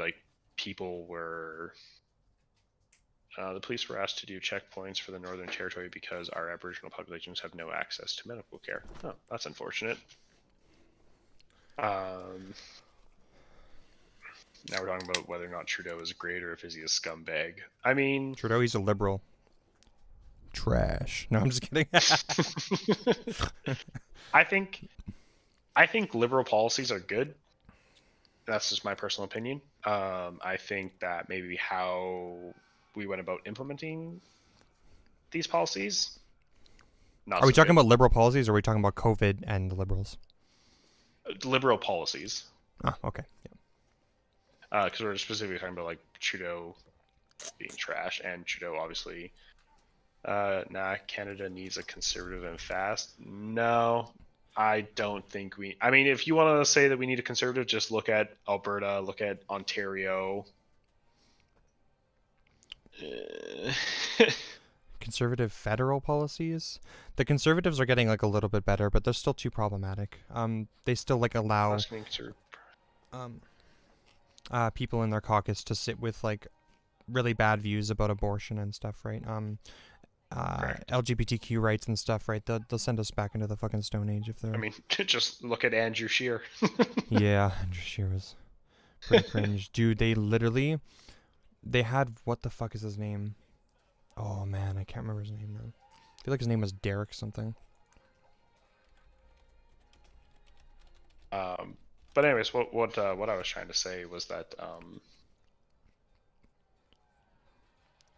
I think the lockdowns will end once people actually take them seriously. And in a small town like Peace River, where COVID wasn't really a thing until everyone started going out partying and people from outside of the town brought it to us from going to the city and stuff like that, and people just didn't care. Then it started running rampant. I think the problem too, though, is that like leadership is really important there, right? If the government doesn't like incentivize that we act in a certain way and implement policies that reflect that, then I think that people acting in ways that are like that, you know, just doing their day-to-day lives and stuff like that, should be expected to some degree, right? I wouldn't exactly blame people. 100%. So I think like taking the approach of like when we're talking about like criticizing our COVID response and stuff, I would say that this like saying things like if people would just follow the rules or whatever and stuff like that, it kind of puts more blame on the individuals instead of like the authorities, and I don't like that as much. Right. I wouldn't say Crimson is a complete moron. I mean, I would say a lot of people see conservatives as evangelical Zionist psychopaths. So, like, I think a lot of non-conservatives will look at conservatives that way. If I'm being completely honest, it's possible. And I'm from a very, very conservative town. Like conservative province. Yeah, I grew up in the Texas of Canada. No, the Alabama. Oh, that's right. We're the Alabama. Alabama. True. Yeah, New Zealand took it very seriously and pretty much nearly eradicated the virus in like a month. Yeah, New Zealand, great example. I would even say like Australia. Wow, sorry to hear about you betraying your family politics. Hey, I don't agree with a lot of conservative policies, so that's fine by me. If I'm betraying my family politics, like, sorry. True. I think the oil and gas industry is a dying. She's seen better days. Yeah, like I don't think it's not coming. I don't think it's coming back. I'm sorry. Alberta thinks really regressively. We look at the past, and it's the whole make Alberta great again thing, right? Family politics. Wow, sorry to hear you can't think for yourself. That's pretty good. Every family has a black sheep, I guess. Yeah, I mean, I don't know. What good does investing into a dying economy do for us? Hey, thanks for the follow, Crimson. Like honestly, your guys' honest opinion. Just amuse me, and let's say that the oil sands is dying, right? Like, even if you think it isn't, what good is investing in it if it is dying? Good does lighting your money on fire to keep you warm do? Yeah, I mean, essentially. Now, you know, am I going to say that we need to shift to green renewable energy 100%? No, probably not. Because I just don't think... You wild and son. Well, no, when you think about it, like, if you're going to look at, you know, if we were to get rid of all sort of like kind of like fossil fuels, like coal, stuff like that, like, I think coal has a place. I think that not destroying our national parks or water reservations to get that coal is very big. I don't know how you would ever go about doing that. Extracting the resources thing. is fundamentally destructive to the environment No, in multiple ways. No lean coal. No, lean coal is the future. Much more reliable than solar panels. Cloudy days bad. Windmills, loops with oil. Well, you'll need some oil for sure. Clean coal for the win. You're asking the wrong dude. Socialism is my retirement plan. Now between tidal, solar, and fossil fuels, not to mention we will have fusion power in the next 10 years. Clean coal is an oxymoron. Quite literally an oxymoron. Clean coal, yeah. Like, wait, do you have two people arguing in chat? Rico? Yeah, I have a couple people arguing. Well, they're not. No, they're not arguing. They're discussing. They're discussing. Let's not say they're arguing. They're discussing. Well, yeah, people just assume arguing means a bad thing. It doesn't mean a bad thing. It means opposing views. True. No, I'm an electrician. So let's break it down. Tidal energy. Okay, it's not like Canada isn't surrounded on both sides by an ocean that we can harness tidal energy from. I believe we're already implementing tidal energy, and it's not. We are. It's not efficient. I believe it's not efficient for the cost. Correct. Currently. So then let's also say solar energy. Canada probably has a lot of forests. We do have a lot of plains, but we'd have to give up farmland to implement big fields of solar panels. You can put solar panels on houses. You can put solar panels on schools. You can put solar panels you can put where solar panels electric anywhere. grids were. I think, you can honestly, literally put them anywhere. I don't think the issue is solar energy. I think the issue is the fact that we don't have a good way to store solar energy. You got it right there, son. It's just batteries, and we're working on that. We got a couple of things in the works. Working on that. Look up for your viewers. Look up solid state batteries. It's technology that the inventor of lithium batteries is working on. Dude who literally invented lithium-ion batteries is working on this. Okay. It seems pretty promising. Lex in depth, a solid case for the next generation of batteries. Solid state battery, just straight up Wikipedia.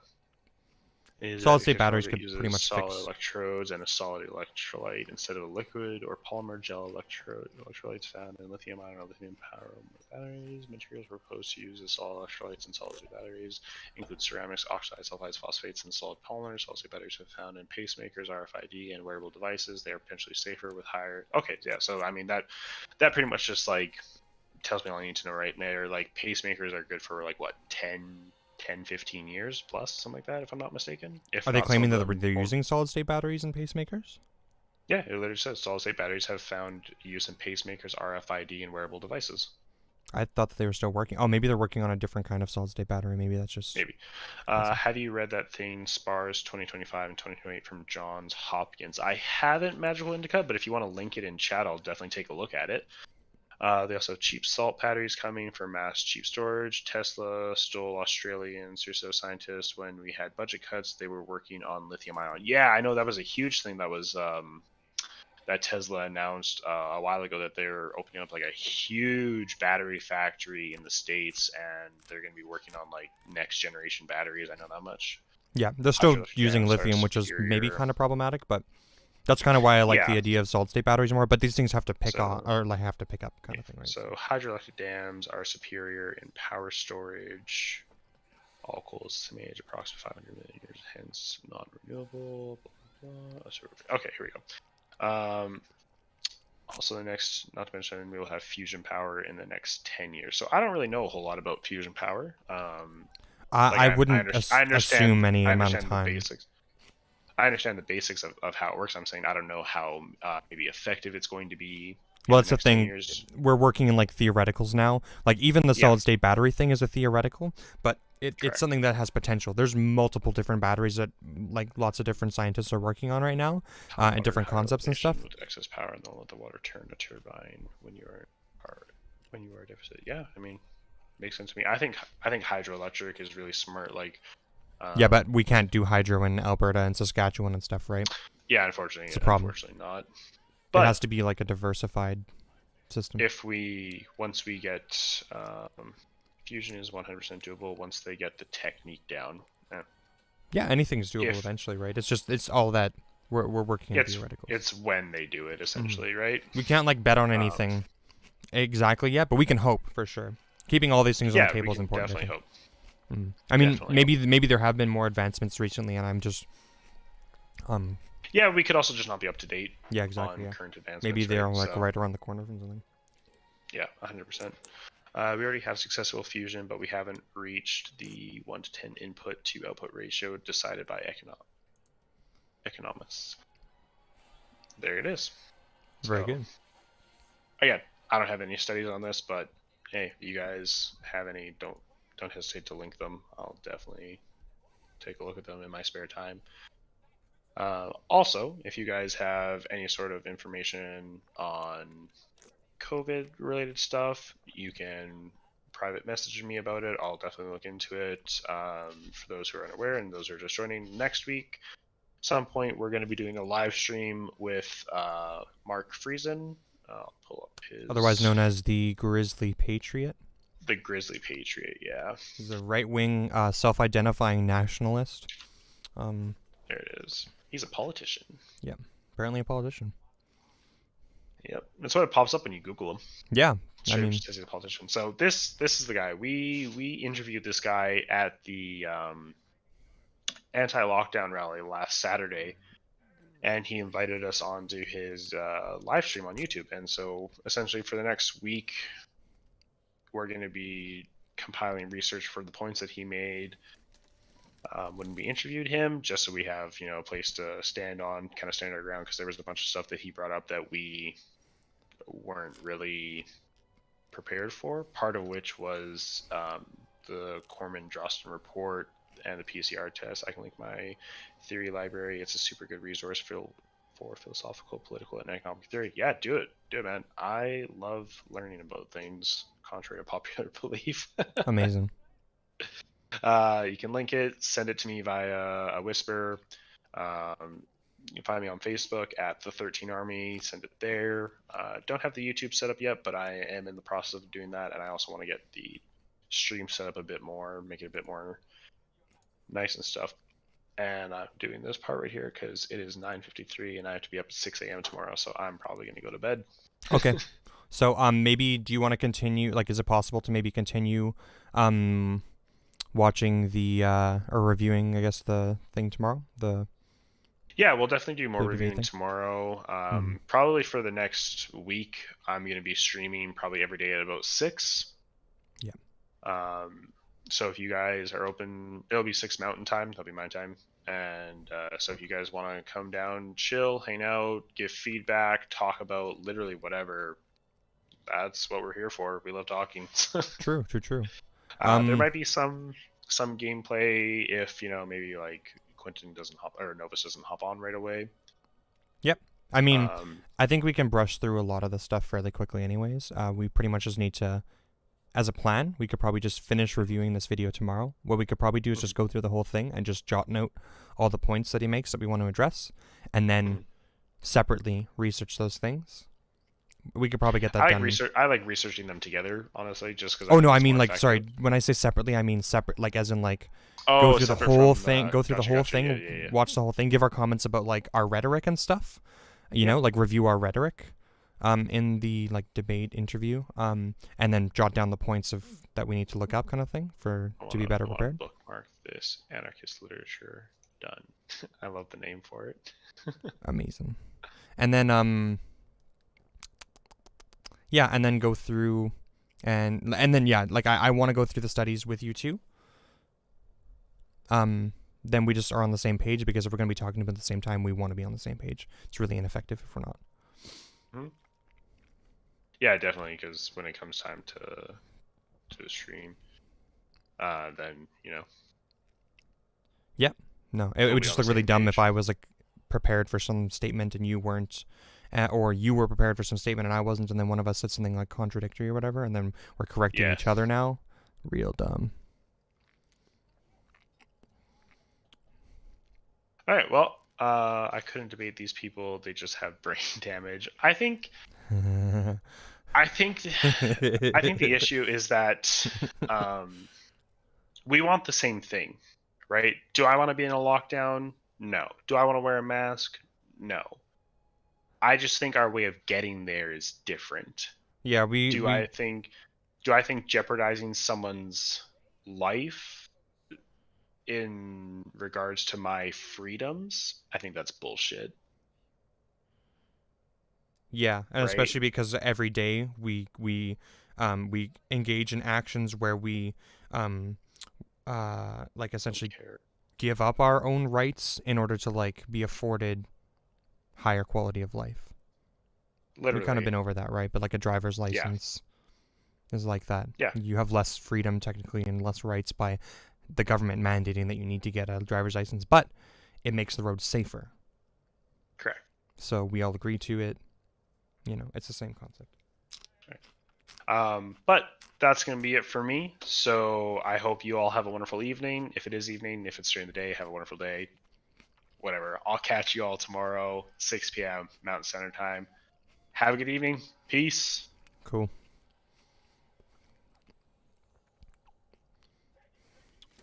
OP.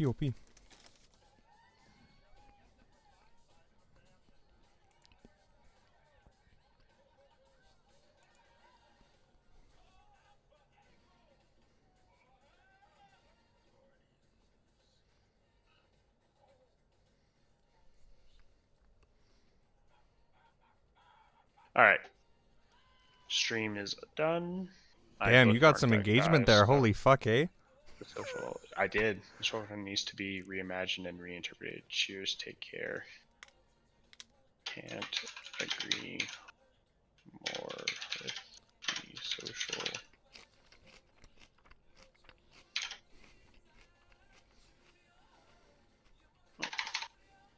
Social contract. Yeah, I got some massive engagement there. I think I was up to like 9 viewers at one point. Mm-hmm. Well, even just, I would say the comments and stuff, right? Like the... Oh, yeah. Just people like actually engaging with you. That's huge. Correct. Mm-hmm. That's pretty good. Baller. Especially considering I didn't even really post. I just made a post on my page, like the 13Army, and then I straight up just like shared it to like my personal page. That's 200% just algorithm on Twitch. That's just Twitch algorithm that you're getting right there. I can tell. Definitely. So brain. Yeah, I'm thinking, so you're down with that whole idea of we'll just kind of go through that whole stream, jot notes, and then... Yep. And then cool. Yeah. I think realistically, we could maybe even get this like all done on Saturday. You know? Potentially? I don't know. Like, it depends on how much studying there is, right? But... COVID report. Done. Share. Name before sharing. COVID report. What is your email? I think actually. STING. Actually, you can send him a Novus one, maybe. Novus.g at hotmail.com. Novus.g at hotmail.com. And then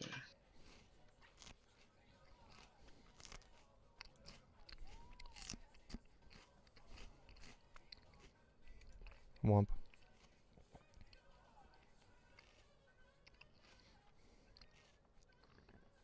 What am I reading? A basic guide to real time.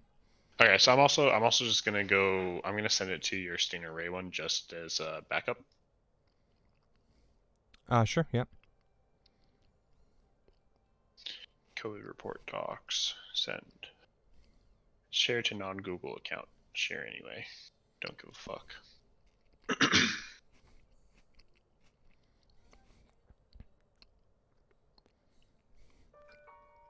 All right. You should be added to it, and then I'm going to go and that shall be good. All right, my dude. I will catch you tomorrow. Yeah, sounds good. I guess similar timing, I guess, for streaming. Yeah, I'll be on at 6. So. Okay.